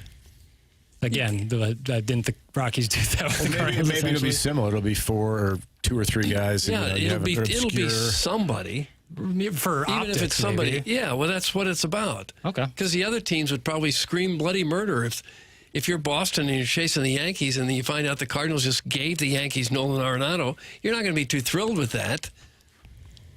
Yeah. Well, I get where you're coming from now. Now I wasn't understanding it as much before, but now I see what you're saying. It makes so much sense, like logistically, that like it would work good for the Cardinals. I'm not saying even the Cardinals wouldn't do it. No, because to get out from under the contract, they would probably gladly do it, but you're going to have to get something in return if it's even a double-A minor leaguer somewhere. Sure, but the meat, if we're making a sandwich, that there. The purpose of it is to get rid of the guy in the contract. Right, that's a caramelized onion. I want the pastrami, the corned beef, and that's getting rid of the contract. A caramelized I don't even onion? know what You ever had a caramelized onion? Is it caramelized or caramelized? Is it amateur or amateur? Great It's question. tomato. Yeah. Let's call the whole thing off. You just take those onions, Doug, and you cook them for like an hour, and they come out. It's like a jam, delicious. And that's like an Arenado trade? The double-A player would be the caramelized onions, the mayonnaise even. But then the Arenado money coming off the books, it's the thick cut, salted that's the meat. Yeah. Okay. Indeed. More TMA coming up on the other side of the commercial break. You are listening to The Morning After on 101 ESPN, and it's presented to you by Brown and Crouppen.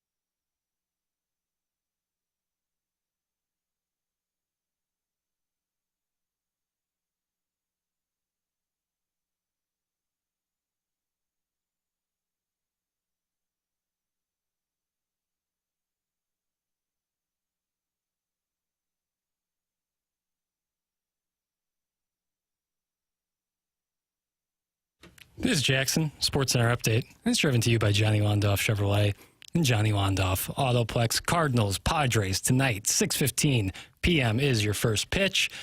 Miles Michaelis on the mound for the Cardinals. This is our Sports Center Update, driven by Johnny Londoff Chevrolet and Johnny Londoff Autoplex. See them at Londoff.com. Chevy, together we drive. Are you kidding me?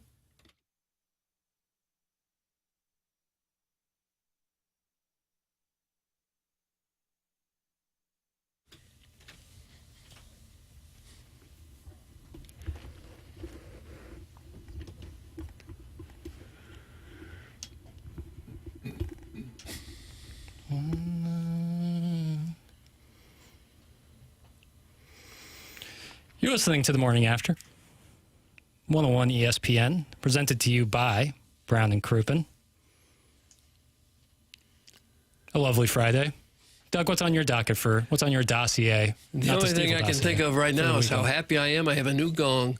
Oh, that's During right. the break, well-dressed Tony of the sales staff brought in a brand new gong. Look at that. Here, move it. I got what I wanted. Move it right in front of your face so the cameras can. There you go. Yeah, look at that. It's a little smaller. Do you want to use it? Can we try out the sound? Yeah, it sends God, I missed Tim. Where's Tim? Oh, it's it's higher soft. pitch. Sharper. Here's the old one. Here's a new one. I like it a lot. So now you're going to go. Well-dressed Are you going to Tony hit two of them in now? The sales staff. I might if the extra, eliminating gets over. It might be a goes twofer. overboard. It's like when Mike Breen goes bang, bang. Yeah. Deep cut reference. I got them both right here now. I don't know how long the old one's going to hang Kurt in there. did some good work on that one. It's just stapled in by a thread there, but doesn't matter. I didn't see you fixing it. No, I couldn't do it. That one's real light. Doesn't get not the same veracity. No, but effective. I feel. I would say. Okay. So what's on your weekend docket, Doug? I don't really have much going on right at the moment. Yeah. Going to this concert tonight at Ooh, who's playing? Little Big Town. Little Big Town. Yeah. Country artists? Yeah. Yeah. Where's that at? Hollywood Casino. Nice. Amphitheater. Very cool. Very cool. Well, what are you doing? What am I doing, you ask? Well, yeah. Not much. Oh. Kind of hanging out. Nothing? I wouldn't say nothing. No one's doing Resting? anything all weekend? Welly, what are you doing? I got a birthday party tonight, my brother's birthday. Happy birthday to the big cat. Happy birthday. Thank you. Where's that? That's what they call him, the Big Cat? The big cat. Why do they call him the Big Cat? His high school buddies nicknamed him that. I think he has, some paws. Cat-like reflexes? Yes, no doubt about that. birthday. And Kurt, what do you got going on? I'll probably just do a little hinging. Hinging. Mm-hmm. Yeah. So you're going on the website and just going to cat around. You know it. I thought you were settled with Quick Trip. No. No? New developments. I think the listeners want to know. In fact, I saw a text yesterday asking about it.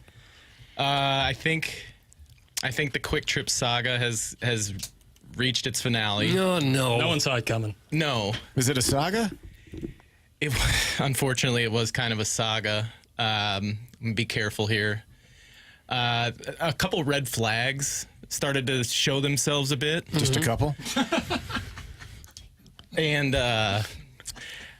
somebody recommended to me, hey, have you checked CaseNet?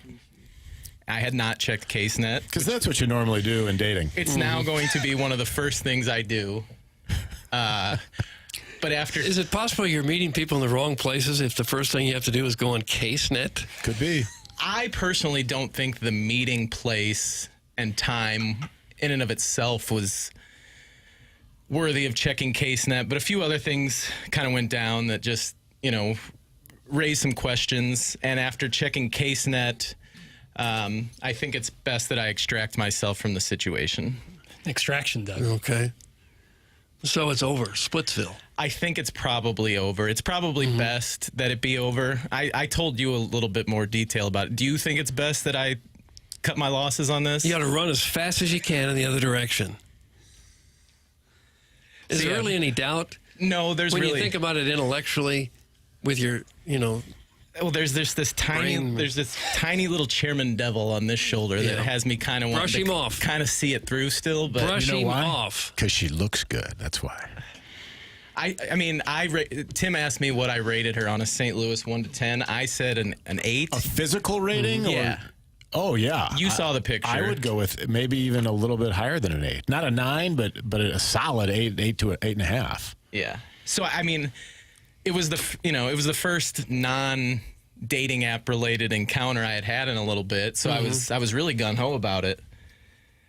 But I think we have to be realistic and look out for our best interests. So onto mobile on the run we go. Do you think the dating apps on your profile, you should have a link to your CaseNet? I think that's a good idea. Just to save people a step? Yeah.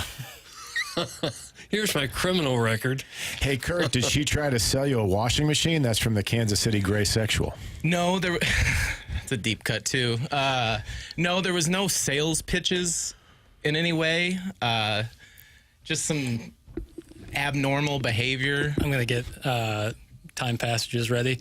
Chairman goes on CaseNet to vet his dates. I go on CaseNet to find my dates. We are not the same. Is that Arbor Day? No. I didn't have time passages loaded, but imagine time passages is playing right now because, 618. Well so done. it's back to Hinge. I guess so. Huh. She just wasn't Tim enough. That's from Artificial Unintelligence. She was taller than both Tim and I. Oh, really? Yeah, she was slightly taller than me. I like that. I do too. I don't, that doesn't bother me. But as excited as I was about it, the full stop, I think they say. The bloom is off the rose. I don't know what that means, but yeah, I'm using context clues. That probably seems best. Okay. It was disappointing. It's an on to the next one mentality, but careful, you're talking about my future ex-wife. It's from Well and Down. Well, you've had luck on Hinge before, haven't you? A little bit here and there, but nothing long term. Do you have a better conversion rate on turn to dates on certain apps? I've had maybe one Bumble date. Okay. 0 Tinder dates. Everything else has been Hinge. Yeah. All right. It's all the same. Yeah. Do you think some of these girls could be checking out your CaseNet record? It's empty, I think. He says as he goes panicking to go. Well, there was that one night. Yeah. Are you sure? The thing that would have used to have been on there should no longer be on there. Well, you told a story the other day about being detained while you were dressed up as Super Mario. That did happen. Yeah. So, what's the statute of limitation on murder? I don't know, but on my CaseNet, there's just a traffic ticket and marriage dissolution with no children. Oh, okay. So yeah, search me on CaseNet. It's okay. It's all you're good. fine. Yeah, you're good to go. Good to go. That's nice to have. Is marriage dissolution a charge or a crime? No, but since it is, I guess, a legal... Goes to the courts. Okay. Yeah. Okay. Well, I have, on the other side of the commercial break, I do have a question for you. It kind of blends some of all of our passions. All right. With Happy Gilmore 2 coming out.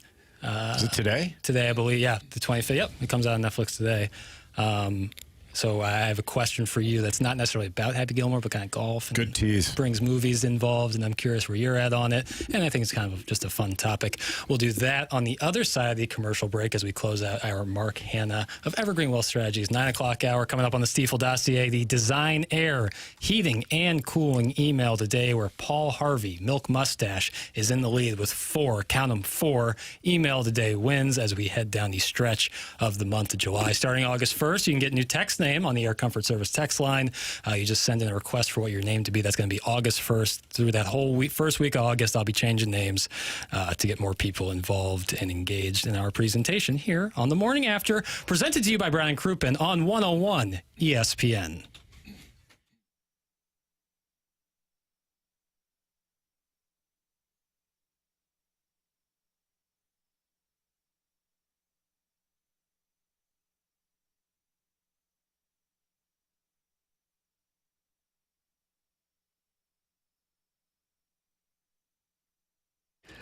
You've heard the name Stiefel. Yes, it's Stiefel, not Stiffle. We've checked that out. The sponsor, they sponsor almost everything these days, including this award-winning broadcast dossier. But did you know they're also throwing one of the biggest parties St. Louis has seen since the parade down Market Street in 2019? It's the Stiefel Charity Classic. New title, new energy. It's all going down September 4th through the 7th at Norwood Hills Country Club, where golf legends from the PGA Tour champions show off their beautiful golf swings. And St. Louis shows up to support well-deserved charities. Did we mention there's a concert? OAR is performing live at the Friday night community concert presented by CarShield. That's right. Of a Revolution is bringing the good vibes, the sing-alongs, and probably a few thousand people who still know every word to Shattered. Friday tickets cost $50. Golf and OAR are included. These bad boys are selling faster than a Friday foursome at the Dotem. And kids 16 and under, active military veterans, and first responders, you are in for free because you are awesome. So grab your sunscreen, your lawn chair, and your best I Totally Golf outfit and head to That's Stiefel. Again, STIFEL, Stiefel, charityclassic.com. We will see you there.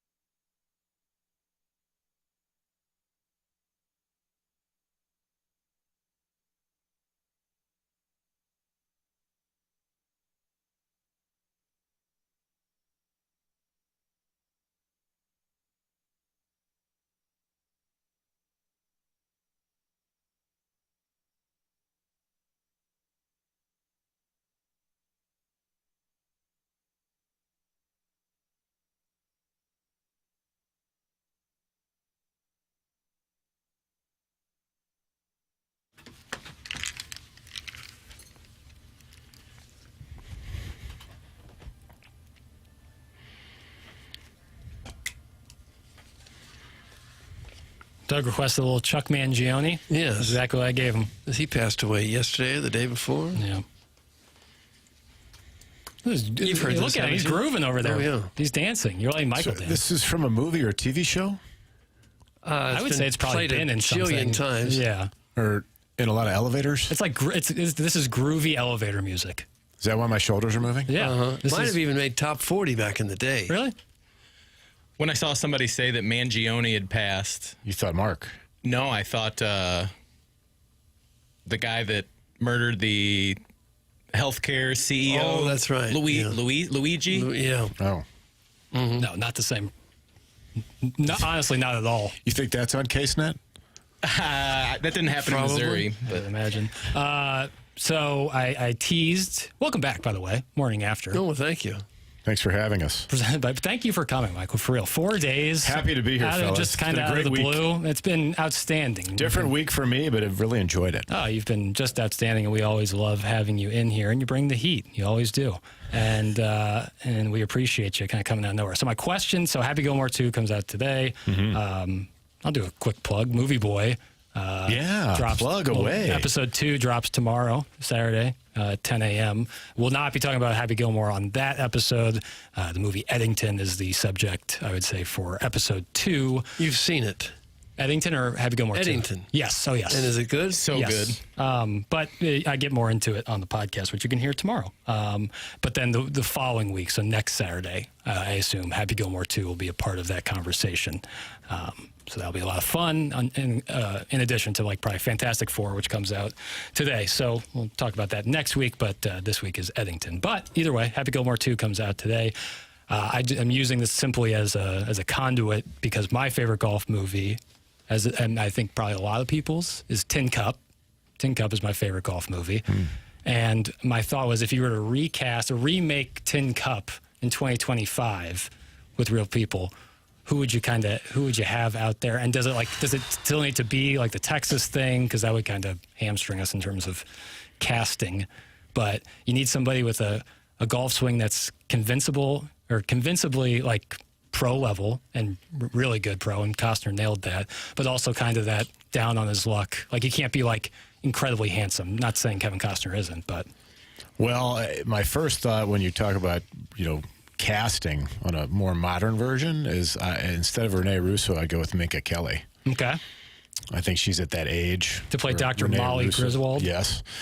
Boy, playing Costner's character, that's It's a tough one because they got to, again, be convinced, a good golfer, good enough. I guess you can do a swing double like our friends in Stick use on Apple TV. But I don't know. It means more to me if they're using. And plus, Tin Cup kind of had a unique swing. It wasn't just like a cookie cutter perfect swing. It had a unique flair to it. Looking at the text line, Buzz says he's like Miles Teller. That's who I originally thought. I love the guy's personality, but I've seen his golf swing, and that's just not going to work. He really plays, but don't you think if he got something like that, he could spend 3 months with a real swing coach and get that? I don't know. Is he a good enough athlete? Yeah, I think he is. Maybe. What about Glenn Powell? Again, too handsome. He's too handsome. Oh, you need somebody less handsome. I think he's too handsome. I mean, women would say Costner was. But he can be played down. You can kind of grease him up a little bit, for lack of a better term. Glenn Powell is just it seems like he's printed in a factory. That's how handsome I can tell you this: if you did a remake of Caddyshack, I'd like to have Ryan Reynolds play Chevy Chase's character, Ty Webb. Yeah, perfect. I mean, I think he's the perfect stand-in.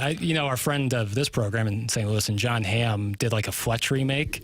And he did pretty good job of that kind of smart ass character. But Ryan Reynolds essentially is the modern day Chevy Chase. Who could play Cheech? That's another really good that because that's tough. Isn't it fun though?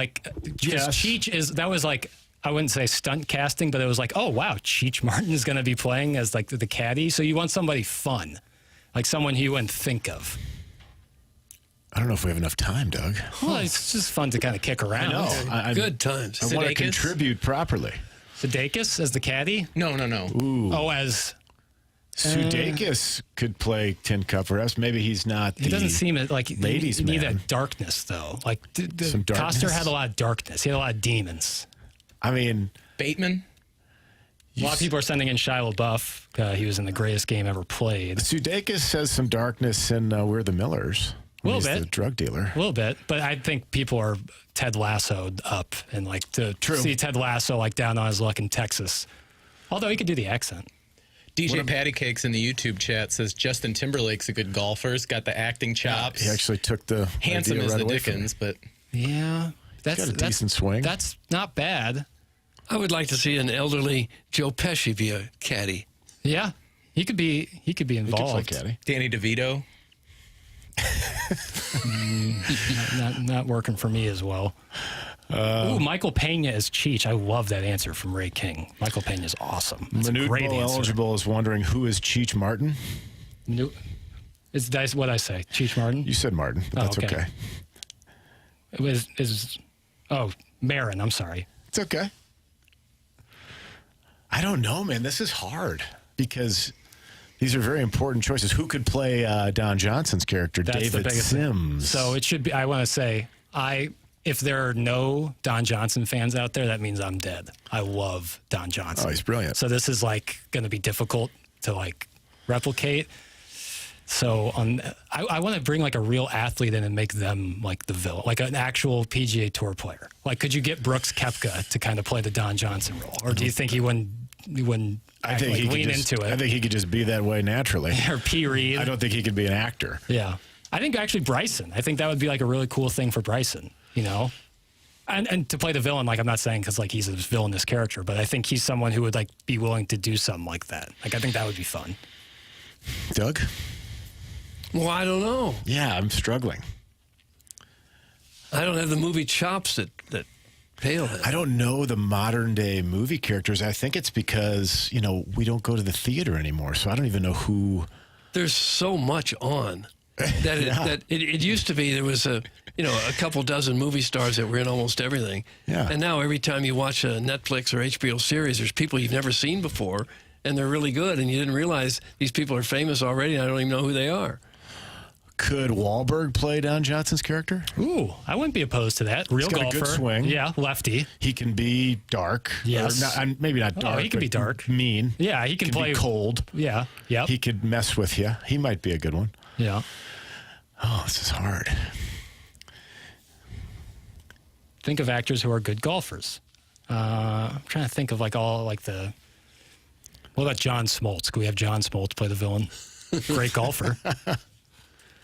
Oh, I'm sure there's some out there. Someone said 636 Scotty Scheffler to play Don Johnson. That movie isn't making it past 2 weeks in production before they're like, I don't think this is our guy for the villain. He's still like he's likable and Could sweet. Christian Bale play Costner's character? Oof. I don't know what kind of golf swing he has. Probably not.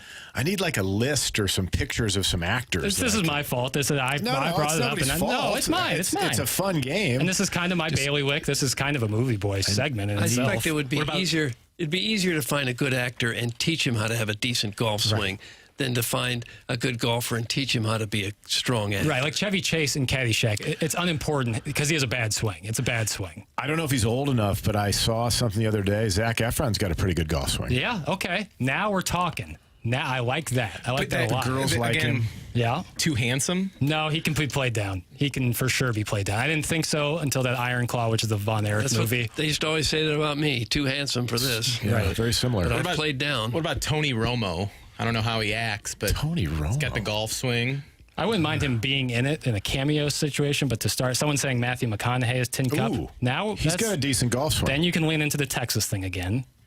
I don't think Romo has any place in this idea. You're a little perturbed by that suggestion. I am not a Romo fan. I think I've probably talked about this on this show. Why don't you like him? Romo is one of those guys that got a sponsor's exemption into a Corn Ferry event and walked off the golf course during like his first or second round. Because it wasn't going well? Exactly. So now, is he a good golfer? Yeah, he's a decent golfer, but can he act? No. You don't know that? Yeah, yes, I do. You've seen him on football games. I mean, I know he's not acting, but I don't know. He just doesn't strike me as a guy who could fill the shoes of a Kevin Costner, of a Tin Cup, if you will. Someone said John Hamm has a great athletic swing from 3 and 4. I think that could work. I think Hamm could be in it in one way or another. I think actually he could play Don Johnson's character for sure. He's played villains before. Or foils, at least. Well, what's the Bridesmaids? He's pretty good. Great in that. In the town. Pretty good jerk in that one. In the town, he plays kind of the he's kind of an aggressive FBI agent. Yeah. So I think John Hamm would be kind of fun there. And I like the McConaughey. I think if you went McConaughey as Tin Cup and John Hamm as the Don Johnson role. And can we keep Minka Kelly? We can keep Minka Kelly, sure. Okay. Who's going to play the stripper that owns the driving range? Oh, yeah. An older, kind of buxom lady. Could that be like Jessica Simpson, perhaps? Friend of the show, Lisa Ann. Sure. Yeah. She certainly has So a they're not background. going to like that you called her older. Well, in the movie, Yeah. I think she's a little bit older. 40s, yeah. Someone saying Jeremy Allen White, he, of course, of The Bear, and soon to be Bruce Springsteen. Interesting. Again, I think probably a little young, but you could just go younger. Like, Isn't he Lip from Shameless? He is also Lip from Shameless. Yes, Great indeed. show. Oh, Man, yeah. Great show. Yeah. Bradley Cooper, I see on here. Now that's super interesting as well. Could he swing it? Could he He could swing a learn. club? He's an athletic guy. He could learn. He doesn't drink. Yeah. But like Chevy Chase in Caddyshack has a bad swing, and it's unimportant. Yes, he does. It's unimportant. Like the only good swing in Caddyshack is Denny Noonan. Yes. The worst, of course, being like Rodney Dangerfield probably would whiff every time if you put an actual ball in front of him with that swing. He's like taking one hand off of it. He's all over the place. And Judge Smales, too. Not Part much of the beauty of Val Chervik. Absolutely. Absolutely. More on this, more on anything. We're kind of clearing the deck for the entire 10 o'clock hour on a Friday. We'll have the Design Air Heating and Cooling email of the day coming up at the tail end of the presentation. Probably, in about 25, 30 minutes, we'll be doing the Design Air Heating and Cooling email of the day. Then BK and Ferrari will be up at the top of the hour. You are listening to The Morning After here on 101 ESPN, presented to you by Brown and Crouppen.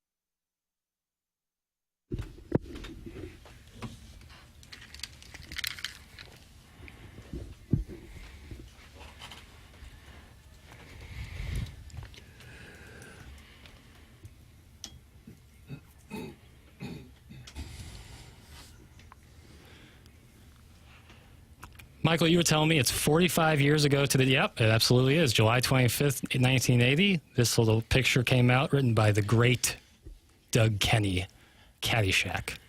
Doug Kenny is a fascinating read. If you are into biographies, I could not recommend. The book's called The Making of Caddyshack, but it's really a biography about Doug Kenny, the writer of the movie. He also wrote Animal House and started National Lampoon magazine, all those things. Fascinating read. It's a fascinating read. I highly recommend it, Doug. That's quite a career. That's 2 mega hits right there. Yeah, and then he died just a few months after Caddyshack came out. Really? Mm-hmm. Was he an old guy or no? In Hawaii. No, he's, I think, 30 when he died. Oh, really? Yeah, oh, What yeah. happened? I mean, he, like, if you love the original era of SNL and all, like, the Chevy Chase, Dan Aykroyd, John Belushi, Doug Kenny was kind of the creator of all of that. Before Lorne Michaels snagged him up for SNL, they were on National Lampoons. And then, yeah, he did Animal House and Caddyshack. Could not recommend it more. Absolute Doug Kenny, genius. He's in Animal House as Stork. You can see him. He's in. Oh, that's who. Okay, That is, I know that's exactly Doug what Kenny. you're talking about. That's Doug Kenny. Stork. Which one is he? Glasses. Oh, blondish hair. You're a moron. Oh, Talks yeah, like that. yeah, okay. Yeah. That's Yes, him, huh? That's Doug Kenny. I'm hesitant to say this out loud, but I'm kind of an open book. I've never seen Caddyshack. Wow. What? Never seen it. I mean, I'm aware of it. I've seen clips, but start to finish, I've never watched Caddyshack. What is wrong with you? I don't have anything against it. I just it hasn't It's happened. something you need to do. You need to sit down and watch That while you're going through Hinge this weekend. Yeah. Okay. I can do that. Not a bad play. If it's even on anywhere, a movie like that, Caddyshack? that wouldn't be on Netflix though, would it? It is Probably. currently on Roku. Is where you Sure, can you watch can watch it. it a lot of places. Well, yeah. I mean, if you have I'll find Amazon it. or Apple TV, you can just rent it for $2.99. Worst case. All right. A classic. Yeah. And one I think you'd like a lot, Chairman. Of course, you'd love it. Yeah, I mean, like I said, nothing against it, and I've heard great things, but this weekend I will watch it. All right. On board there. Okay, well, we got that settled. Yeah. I haven't seen Top Gun either. What do you do with yourself? These are Apparently just American troll gas classics. stations Seminal in the middle of the texts. night. I mean, how much time you spend in a quick trip? Would you? Longer than I should have. You'd rather troll Quick Trip in the middle of the night than watch a movie? It's not either or. I watch stuff. I'm not against watching stuff. When you troll a Quick Trip, do you go inside and get yourself a soda or something? I went inside, got an energy drink, came out. Keith Sweat was playing, and you know how I get when Keith Sweat's playing. Mm-hmm. What kind of energy drink? Right now, I'm on a kick. Something called I showed you the other day, Redcon. Okay, you're sticking with it. Yeah, Yola. but I've gone through. I like Bang. Yes, you do. Do you find classier women at QT or Mobile on the Run? I haven't gone to Mobile on the Run yet, but there's one on Hampton that I may go hang Check it at out. tonight. Yeah. Just kind of set up shop. Some housekeeping. Big happy birthday, not only to Mr. Wellington's brother, but our guy, Iggy Strode. Happy birthday to Iggy. Kenny, happy birthday, happy Iggy. birthday, Ken. Happy birthday, Iggs. That's our guy. Happy birthday to Iggs. And then I'm just reading on Twitter now, John Heyman tweeting out, he's a baseball columnist for New York Post and does some work with MLB Network, Bleacher Report, saying Suarez, meaning Eugenio Suarez, Diamondbacks third baseman, has to be easily the Yankees' top third baseman choice, but I'm hearing there's a gap in talks at the moment. Yankees should match up well with Arizona, with New York's pitching and catching prospects, but Mariners, Cubs, Reds, many others in. That's important because if you are of the belief that Nolan Arenado could be making the move to the Bronx, Eugenio Suarez would probably be the guy who would be at the top of the list in front of him for who the Yankees would probably want. And then John Heyman also tweets out just 21 minutes ago, All-Star infielder Brendan Donovan would interest the Yankees if he's available. Many teams would be, Astros too. Unclear how deep Cardinals sale will be.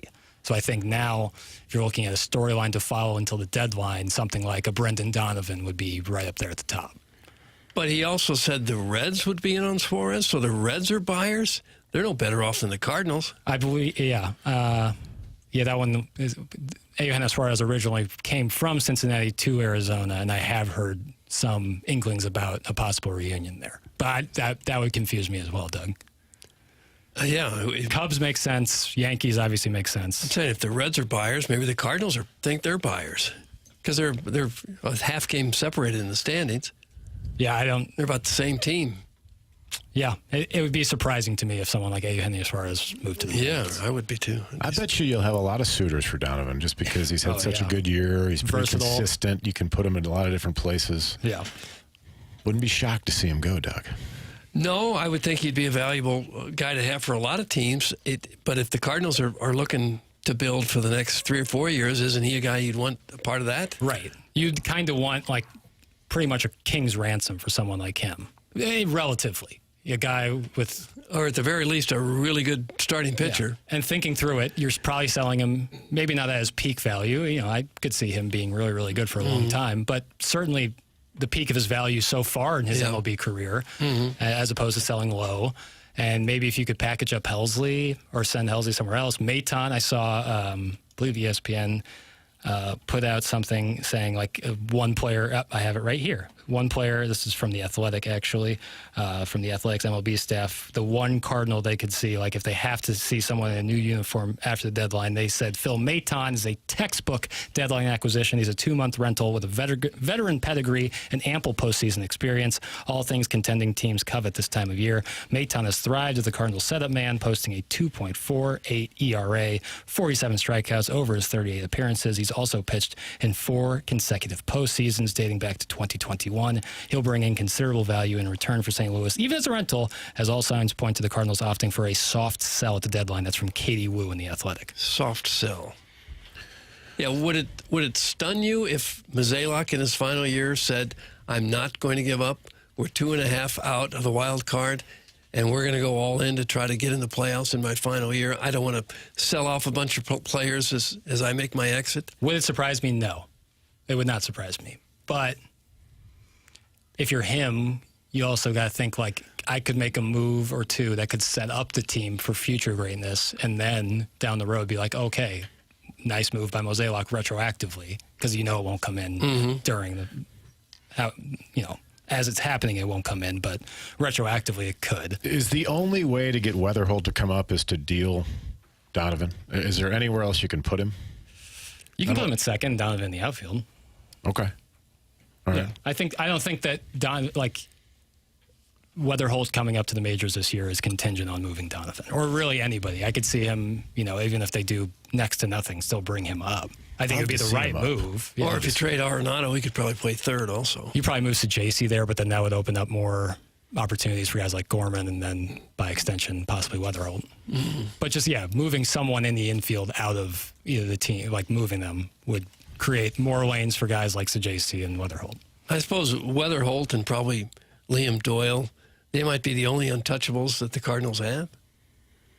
I don't think you'd want to move on from Mason Wynn at this moment. You definitely don't. I don't think you'd want to sell low on Jordan Walker at the moment. No, you wouldn't want to sell low on anybody. But I'm saying that the two guys they probably absolutely would not listen are probably those two. Weatherholt and Doyle? Probably. Yeah, you're probably right.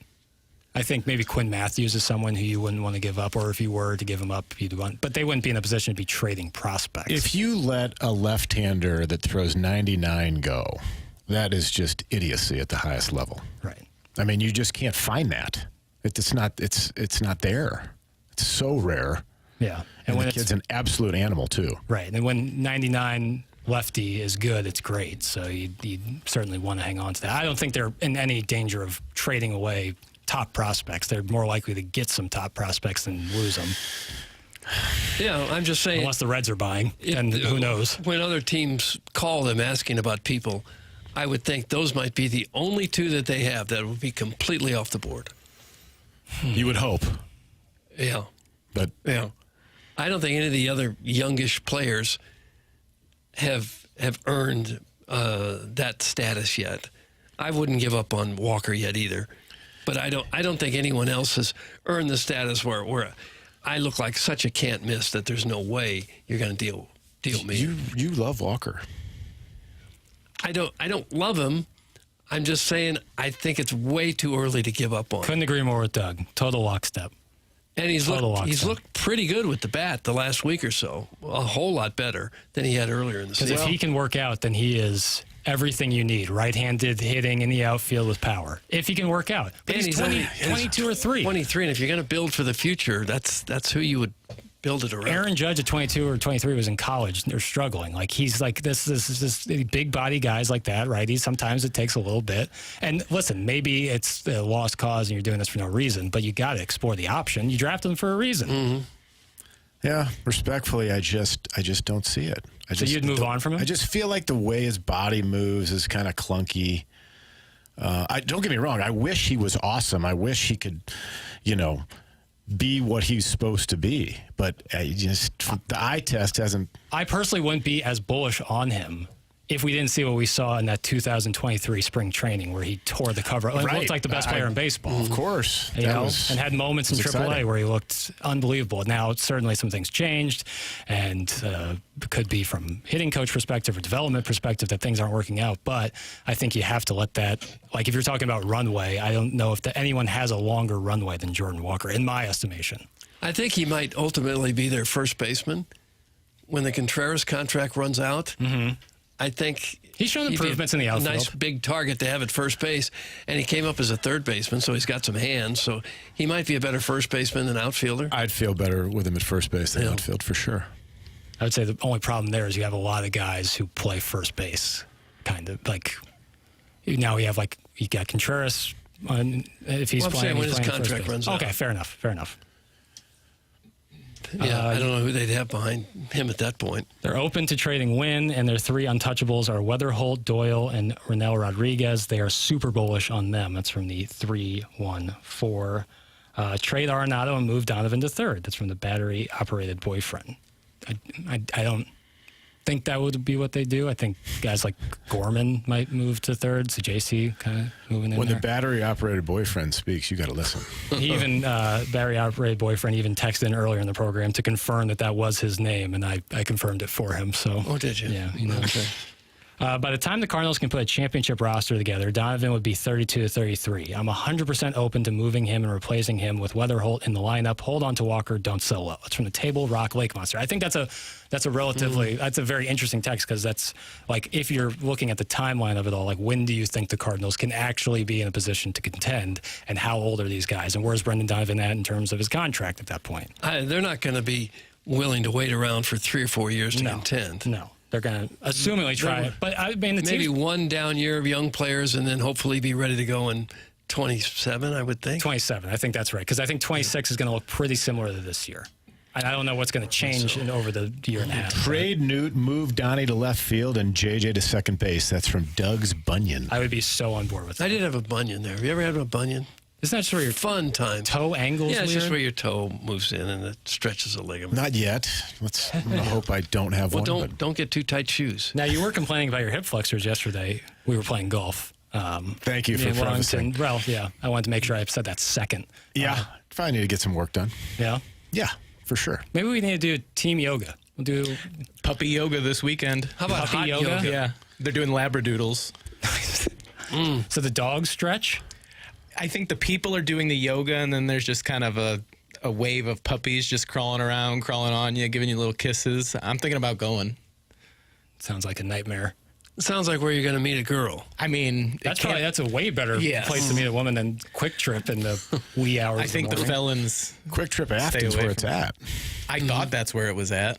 Would you go to puppy yoga? Jackson's out. Hard out. I did go to Bikram yoga one time years ago. So that's hot yoga, and that's where they lock the door, right?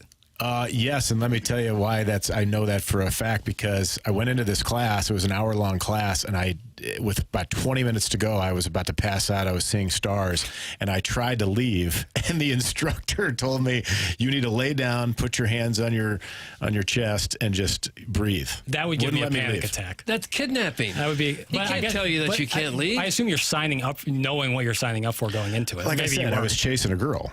And this is back when I was still drinking and certainly dehydrated. Yeah. But the guy would not let me leave. That's kidnapping. I would not be okay with that at all. I mean, I assume like if emergency situation popped up that they would obviously open the door. It was tough. But you were close. You're saying you were close. I got to tell you, that Bikram yoga is no joke. How hot is it in there? Like it was like 100. Oh, Doug. 100 degrees. Stretching, doing yoga. Were you wearing boy shorts and a half shirt? No, I was just wearing, basketball shorts and a T-shirt. But literally, after 35 minutes, was seeing stars. Were you? And had to sit down and tried to leave, and the instructor just would not allow it. That's kidnapping. Well, I mean, there's nothing I could do. I wasn't really in a mental state to argue. You made it through? Well, I laid down for the next 20 minutes and just kind of child's pose, almost meditated. What if you walked out anyway, despite his objections? What would he have done? I should have, but Yeah. I don't know. I just listened to what he had to say because I didn't want to disrupt the entire It's like some class. Final Destination stuff where the door of the sauna breaks off and you're stuck in there. And no good. It was bad. I've never been back since. Yeah, that one. I just sounds. How long would you last if the door of the sauna got stuck and you couldn't get out? Not long. Probably not long. No Of a more. sauna or a Bikram yoga class? Oh, I don't know. I've never been. Apparently, you're not supposed to go past 30 minutes in a steam or a sauna. Yeah, that's like that's it. Then it's counterproductive. Well, and then you get dehydrated really quickly. I mean, like already you can't go very long without water, without being in extreme heat. You throw that in there, I don't think you'd last very long. Couple hours? Yeah, probably. It'd be about one of the worst ways you could go out. I'm by no means licensed, but I'll definitely come in and massage you boys, but only when Tim is back. That's from Philip Seymour Doffman. It's kind of sweet. That gong is kind of sweet. Mm-hmm. It's almost loving in a way. Not as good as this one. That is like that's demonstrative. That's announcing. Little bass. Yeah, that other one is like about to sing some carols. Puppy yoga is where those wide-eyed girls. I don't know if I can read this. Why risk it? I'm not going to read it. I think it's good. No thanks. No, I won't be going to any puppy yoga or hot yoga or anything of the sort. But I can tell you, if your home feels like a hot yoga studio and you feel like you can't get out, let Martin tell you about Design Air Heating and Cooling. Martin Kilcoyne talking about Design Air, which is the longest running TMA sponsor. And that is a distinction. That means that they've been loyal to this show and you've been loyal to them. That's how it works. DesignAirService.com is the website. Pretty easy to remember that. Always tell folks if your thermostat isn't triggering properly, you know what that means. You set it to 68 or 70 in the house on the thermostat, but then it's coming in at 72, 73. It's just not cooling off the way you want it to. Could just be a little tune-up that you need. Go to designerservice.com, the website where you can set up the appointment and get that award-winning service that we've been talking about for years on this show. I've known about Design Air going way back. Tim got me hooked up with them. I'm over 10 years ago, I would say. And this company has been around for more than a century. So it's a St. Louis-based company. St. Louis employees. It's been voted great places to work. There's a bunch of lists out there like that. So the employees are happy. The customers are happy. Find out why by setting up your appointment at designerservice.com. It's Design Air Heating and Cooling. All right, we are going to head into our final segment of the week, which will feature the Design Air Heating and Cooling email of the day with Paul Harvey's Milk Mustache with 4 wins leading the charge for the month of July. Send their emails in always at themorningafter@InsideSTL.com. I'll say it again, Doug. themorningafter@InsideSTL.com to compete for the Design Air Heating and Cooling email today. Continue to text in on the Air Comfort Service text lines 314-399-9646. Call in the Callier and Thompson phone lines 314-974-0101. You are listening to The Morning After, presented to you by Brown and Crouppen on 101 ESPN.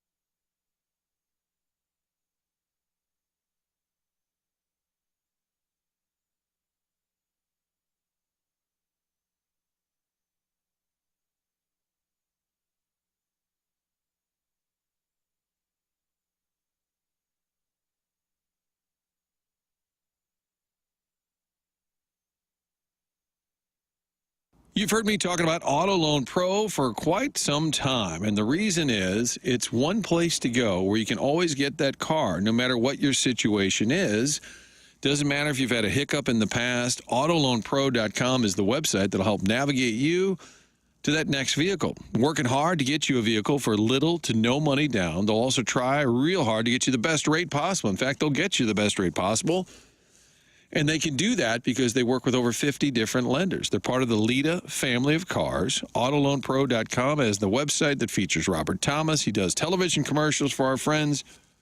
And on that website, you can also get the free playbook we've talked about, explaining to you how the credit industry works, how you can improve your credit, get a certain car this time, and maybe a different car the next time around. It helps to understand how all of that works. You only need to know one thing when buying a car. There's one thing to know, and that is go to the pro, AutoLoanPro.com. Get the vehicle, get the playbook, walk away happy. You're learning a little something during this process, which is an added benefit to getting that new vehicle. It's AutoLoanPro.com.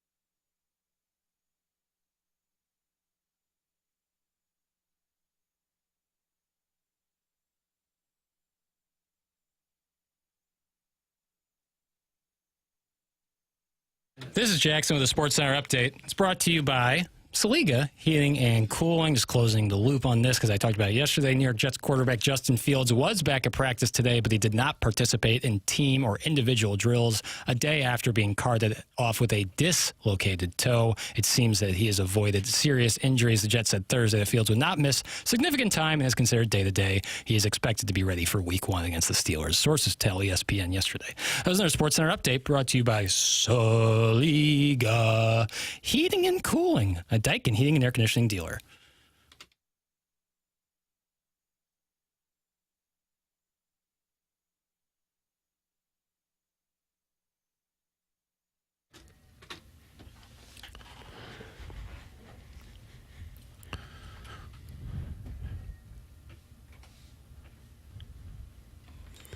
Oh, the weekend, Michael. What's this song make you think of? What song? I feel like there's only one answer. It makes me think of Chris Farley and Patrick Swayze on Saturday Night Live. Chippendale skit. Oh, Thank right. you. Thank you, Kurt. Loverman, right? That's the name of the band. I don't even know. Lover Boy? Lover Boy. Lover Boy. Movie Boy. Episode 2 tomorrow at 10 a.m. Oh, my. Lover Boy. Yeah, Lover Boy. One word, too. Surprising. What time's Movie Boy drop? 10 a.m. 10 o'clock. A little morning listening for you. Yeah.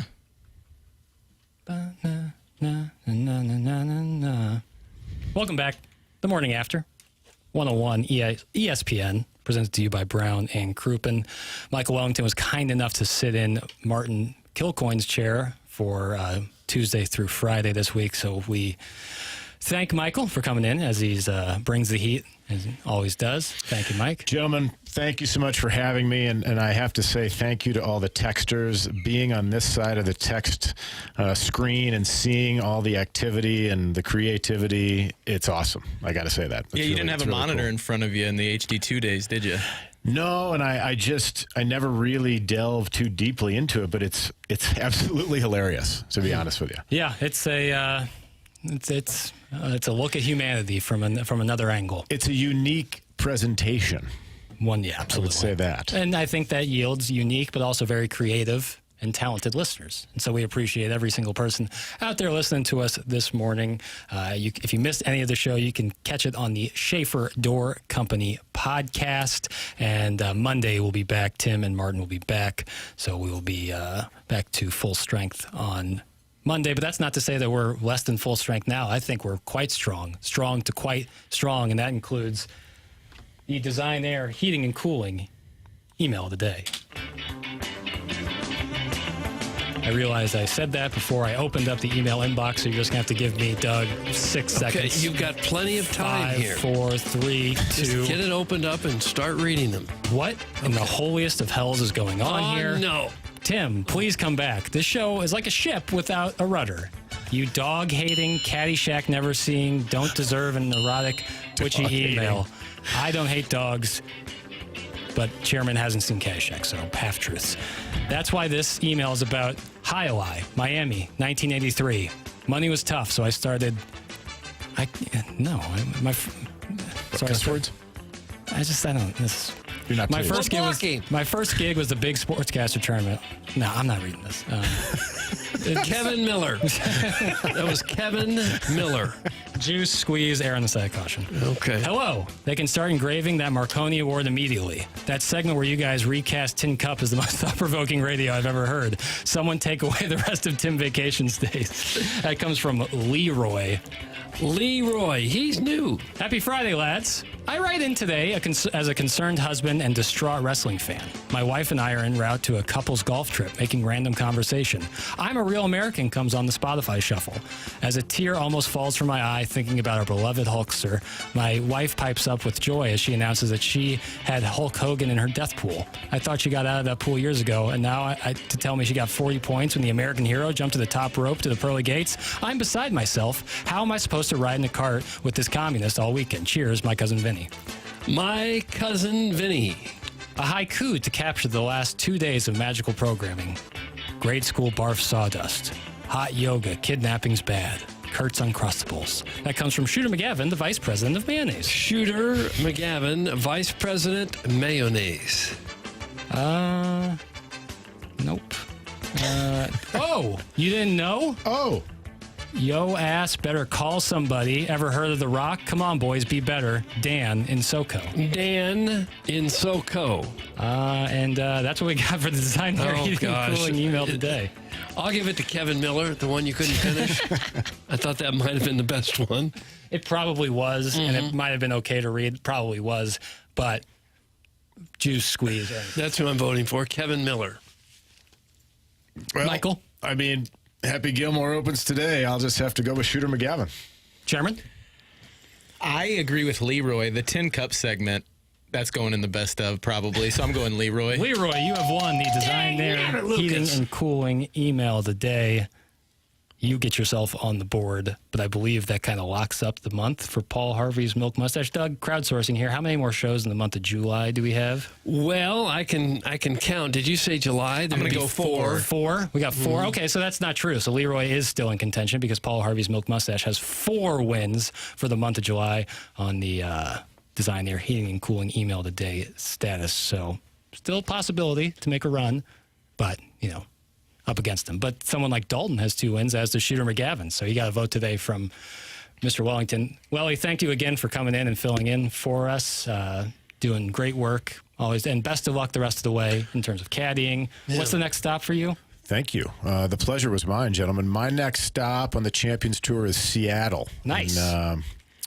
a couple of weeks, but may have a Corn Ferry gig next week in Utah. We'll just see how things shake out, though. Super cool. Now, you say you drive all the time. You're not driving to those two places. I definitely won't drive to Seattle. For Boy, sure. yeah, or Utah, for 30, that matter. 30 hours? I don't think you can even get there from here. Won't do that. Always have flown up there, and then we go to Calgary after that, so that'll be some flights.